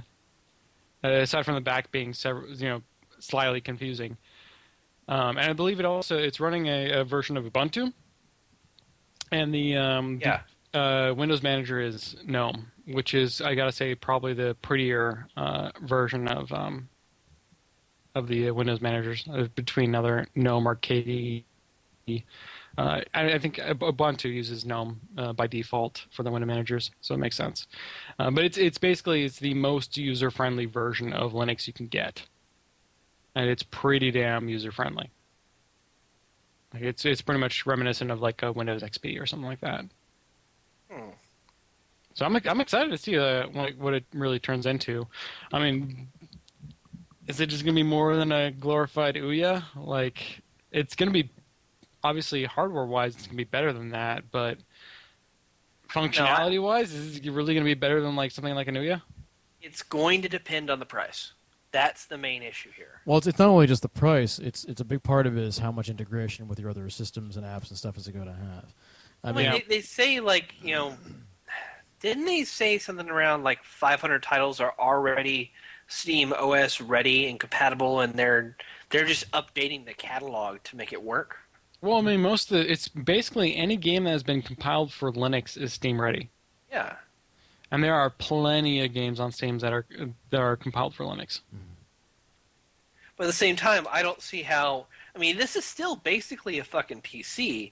There's no reason that you can't, like, do a Windows 7 or 8 or whatever dual boot option. Yeah, licensing. It's hardware, man. I don't Well, see if you how wanted to dual boot onto like a Windows 7 or 8, you probably could easily. There's no reason. It's an Ubuntu base. You can do that. I dual booted Windows 7 Ubuntu all the time, like back when I actually used Ubuntu, and it's not that difficult. It's better to use the Ubuntu boot swapper because it's actually a little better than fucking Windows, but it's definitely doable. It's actually very doable, but you're also gonna possibly run into space problems because of partitioning and whatnot. Yeah, it'll depend on the size of the hard drive, also. Yeah. So. I wouldn't be surprised if you can. I mean, it's fucking Linux. You can swap in whatever drive you want. You can probably get like a big old fatty 3 or 5 terabyte drive in there. You'd be happy. Oh, absolutely. Ooh, man, get some solid state in there though. well, you can do that with the PS4 as well. Yeah, shoving a little solid state drive. Yeah, you can put a solid state terabyte drive in your PS4 if you wanted to. I think it's just mostly interesting. Expensive. Yeah, of course. I mean, I'm mostly interested to see who's actually going to buy this thing, and I know it depends a lot on price point. But I think you'll see a big adoption because you'll get a lot of people. Linux is not a small. There are a lot of people who love Linux and who use it for a lot of different things, and because it's open source and you have a lot of people contributing to these projects, you'll find I really don't even think like if they don't sell it that well, if they don't sell physical hardware that well, they'll get a lot of support from the open source community and making sure supports just random shit so you can build your own box. I don't think Linux is a good selling point for just random gamers. No, random gamers, no. But shit. I mean, even if it doesn't hit that random gamer demographic, you're going to find a very hardcore Linux demographic that's going to fucking support it. Oh, but, Yeah. But I mean, consoles don't survive on a niche market, and No. I feel like the Steam box is going to be for a niche market, Yeah. and that Again, doesn't bode well for it in the long run. Yeah, I mean, really, like Chris was saying, it's going to boil down to price points and then whatnot. I mean, really, if you look at if they can offer the same like sales and prices on a fucking Steam box as they can on Steam, with the same support and catalog size, holy fuck! And I think what they also need to do is they need to kind of take a look at what Microsoft and Sony have done with like other apps and partners and things like that, like Netflix and Hulu, and getting those on there as well. Well, yeah, because I mean, it's can I stream through Twitch on my Steam box? That's a big thing. People now that people have a taste of being able to do that, that's what they want to be able to do now. Yeah, I mean, with the Steam boxes, since it's running an Ubuntu environment, pretty much anything you can do on PC, you can do in a GNOME environment. You can run. You probably can run Netflix from a GNOME browser. I mean, that's one of the also reasons I believe they actually use the touchpad for the analog sticks as opposed to just an analog stick. Right. Is that it's going to dual function as a mouse in GNOME. I agree. And you can run a browser, and you can fucking open up whatever you want in that. No, I agree with that. Like, you can run Chrome in that, I believe. Yeah. And if it's supported on Chrome, it's supported on Steambox. Yeah. So it's taking advantage of that whole kind of PC demographic of just like, if you can use it on your PC, you can use it on there. Yeah. But it's interesting. It's kind of one of those 50-50 type things where it doesn't do anything that's really like strangely superior to anything else, but it does a lot of stuff that's it brings like a lot of convenience that you would normally get from just having a PC. Well, not only, I mean, well, convenience and inconvenience. I mean, Yeah. people don't just use their PC for gaming. They do work on it. They write emails on it, that kind of thing. So now this is just something else. Like if their PC can already play games, but they can also do their email and all that kind of stuff. Do they want yet another peripheral in their house that does that sort of thing? You know? Yeah, but if I thought about it, like if I had the choice of using, if I had like a box to plug in my TV, if the choice was between something I could have like a wireless keyboard I could pull out and then just do like email and everything I wanted on it, just with a web browser, with all the freedom of a standard managed, window managed environment like Windows 7 or like a GNOME environment, versus something that just plays video games and is tied to a Kinect or just a controller. Mm-hmm. I would choose the prior one. Yeah. Especially if they had similar catalogs and games. Yeah.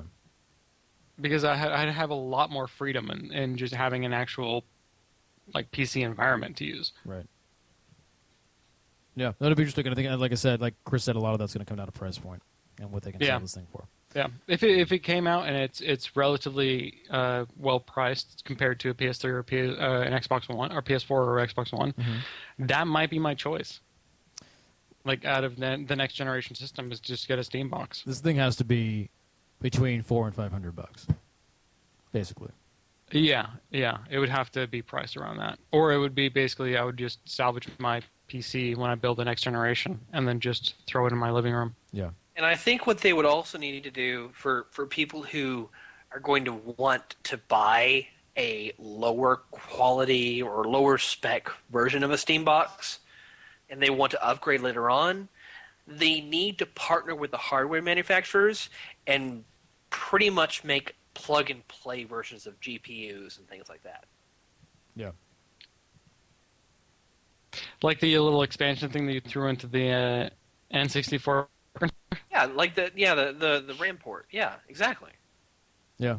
No, I agree, because people who gravitate toward console gaming, number one, they want ease of use. They don't want to have to be messing around with things to get shit to work. Like, they just want it to work. It took me like an hour or two to get Resistance 3 playing today. Well, that's because the PlayStation 3's stupidness and the updating and whatnot. 4 patches, and then I had to install the game. Yeah, no, that's ridiculous. I had to download over a gigabyte of data. We all in agreement that PS3's download and update system was awful. Was awful. Yeah. And we know. Has been shit, always will be shit. It's better on the PS4. PS4 is much better. Did they fix it on the PS4? Yes. Yeah. I mean, sometimes you don't have to. I don't know. That's the thing. Is like it's not old enough. Like, are you sure? In about a year, you're not going to be downloading 3 patches for a single game? I don't know yet. We'll have to find out, I guess. We'll have to find out. They should just roll all the fucking patches into one big fucking patch and just send them out. You shouldn't have to download 3 patches. You should just download 1. Yeah, I agree. That's bullshit. It's stupid. I agree. And you should be able to play while you're downloading or installing. Yeah, no, I agree. Which you can do to a limited degree on most systems. Yeah, no, you can. Yeah. You can do that. So.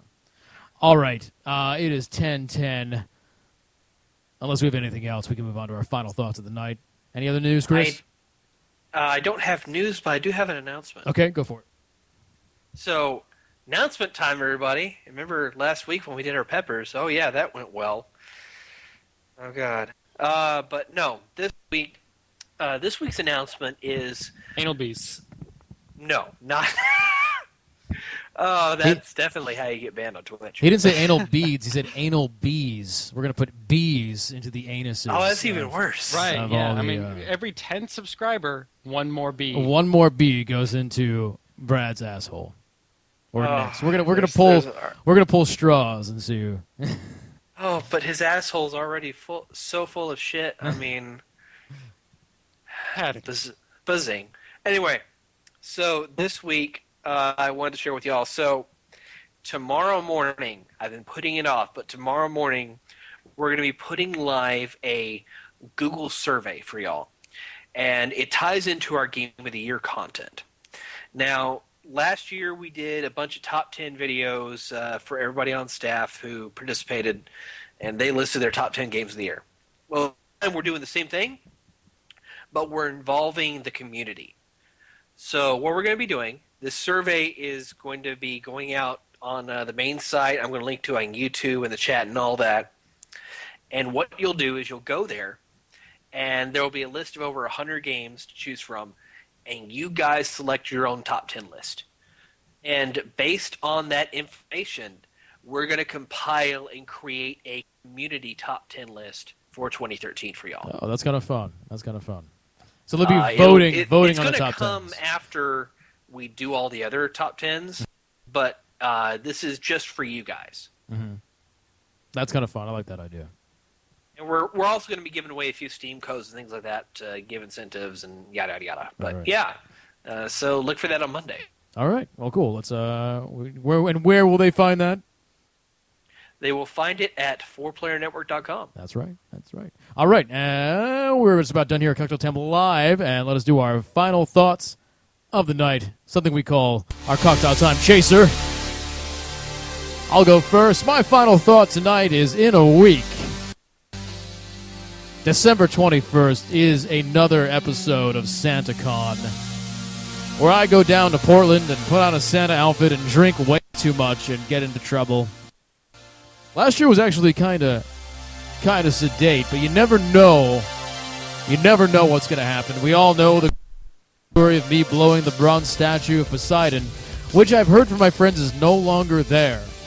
They've moved it. They probably incinerated it after that happened. Is probably what happened. Like someone who deletes their OkCupid profile after you make a date with them. Like that. That's what happens. But I feel good about it. I think it's going to be a good SantaCon. And hopefully we'll have some good stories when I come back. So that's my final thought. Chris Davis. My final thought tonight is that habanero peppers fucking suck. Do they really suck? Oh, they are fucking atrocious. So, kids, if somebody ever hits you up on the street and says, "Hey, baby, you want to eat a habanero pepper?" Right. Say no. Just say no. They kind of like open up their jacket and it's full of habanero peppers on the insides. Welcome, stranger. I got something for you. Bob Webb. Oh, God, my final thought is that I'm going to be freezing my ass off in Colorado, but I'm looking forward to it because I haven't seen snow in like 2 years. And I'm probably not going to be able to do much other than hang out with we did go sliding, and it wasn't much. But I'm hoping to be able to at least try to get some giving in next week. So I kind of doubt it because I'm going to be surrounded by family and so much Yuletide and joy. And it's going to make me sick. I'm going to vomit. But it's probably because I've been consuming too much alcohol trying to deal with next week. You'll be vomiting Christmas cheer is what they call it. Yep. I'll be that uncle. You're going to be that uncle, that vomiting... No, you know that uncle. The cool vomiting drunk uncle. I think we all have Hey, that. guys! Santa's here! In a Santa suit. You have to be like you're trying to do something nice with the kids, but you show up and you're all drunk, and you vomit. You vomit all over the presents, and the vomit is just hanging in your beard, your big white beard, stained with... This is right... You know, this is right after I have crawled up onto the roof, which is slick with snow. Right. And was making a quite a noise up there in order to attract the children's attention. Think that there might be some reindeer. Right. And I have slipped off, fallen onto my cousin's Jeep, crashed the windows, broken them, and rolled onto the concrete. Still fine. In my inebriated state, I was somehow able to manage to not injure myself. Right. And then I throw up in the Christmas tree. Right. And you stink of puke and tequila and stomach acid. Exactly. And shame. And shame. So much shame. And Christmas. And Christmas. It's Christmas. And It's Christmas. Yuletide. Yuletide. All right, everybody. Well, thanks for coming out. Cocktail Time Live here at 4playernetwork.com. Thank you, Bob. Thank you, Chris. We'll possibly not back next week, but we'll let you know. Why don't you guys all follow my Twitter at the Joseph Christ? I will probably make an announcement as soon as I figure out what my travel plans are for going down to the aforementioned SantaCon. But if it doesn't happen next week, we'll be back the following week after Christmas, and we'll have a giant, big old motherfucking Christmas Yuletide cheer show thing. But because Brad usually takes back over with some luscious video games, continuing his Sunday fun day. You all have a great night and a great week.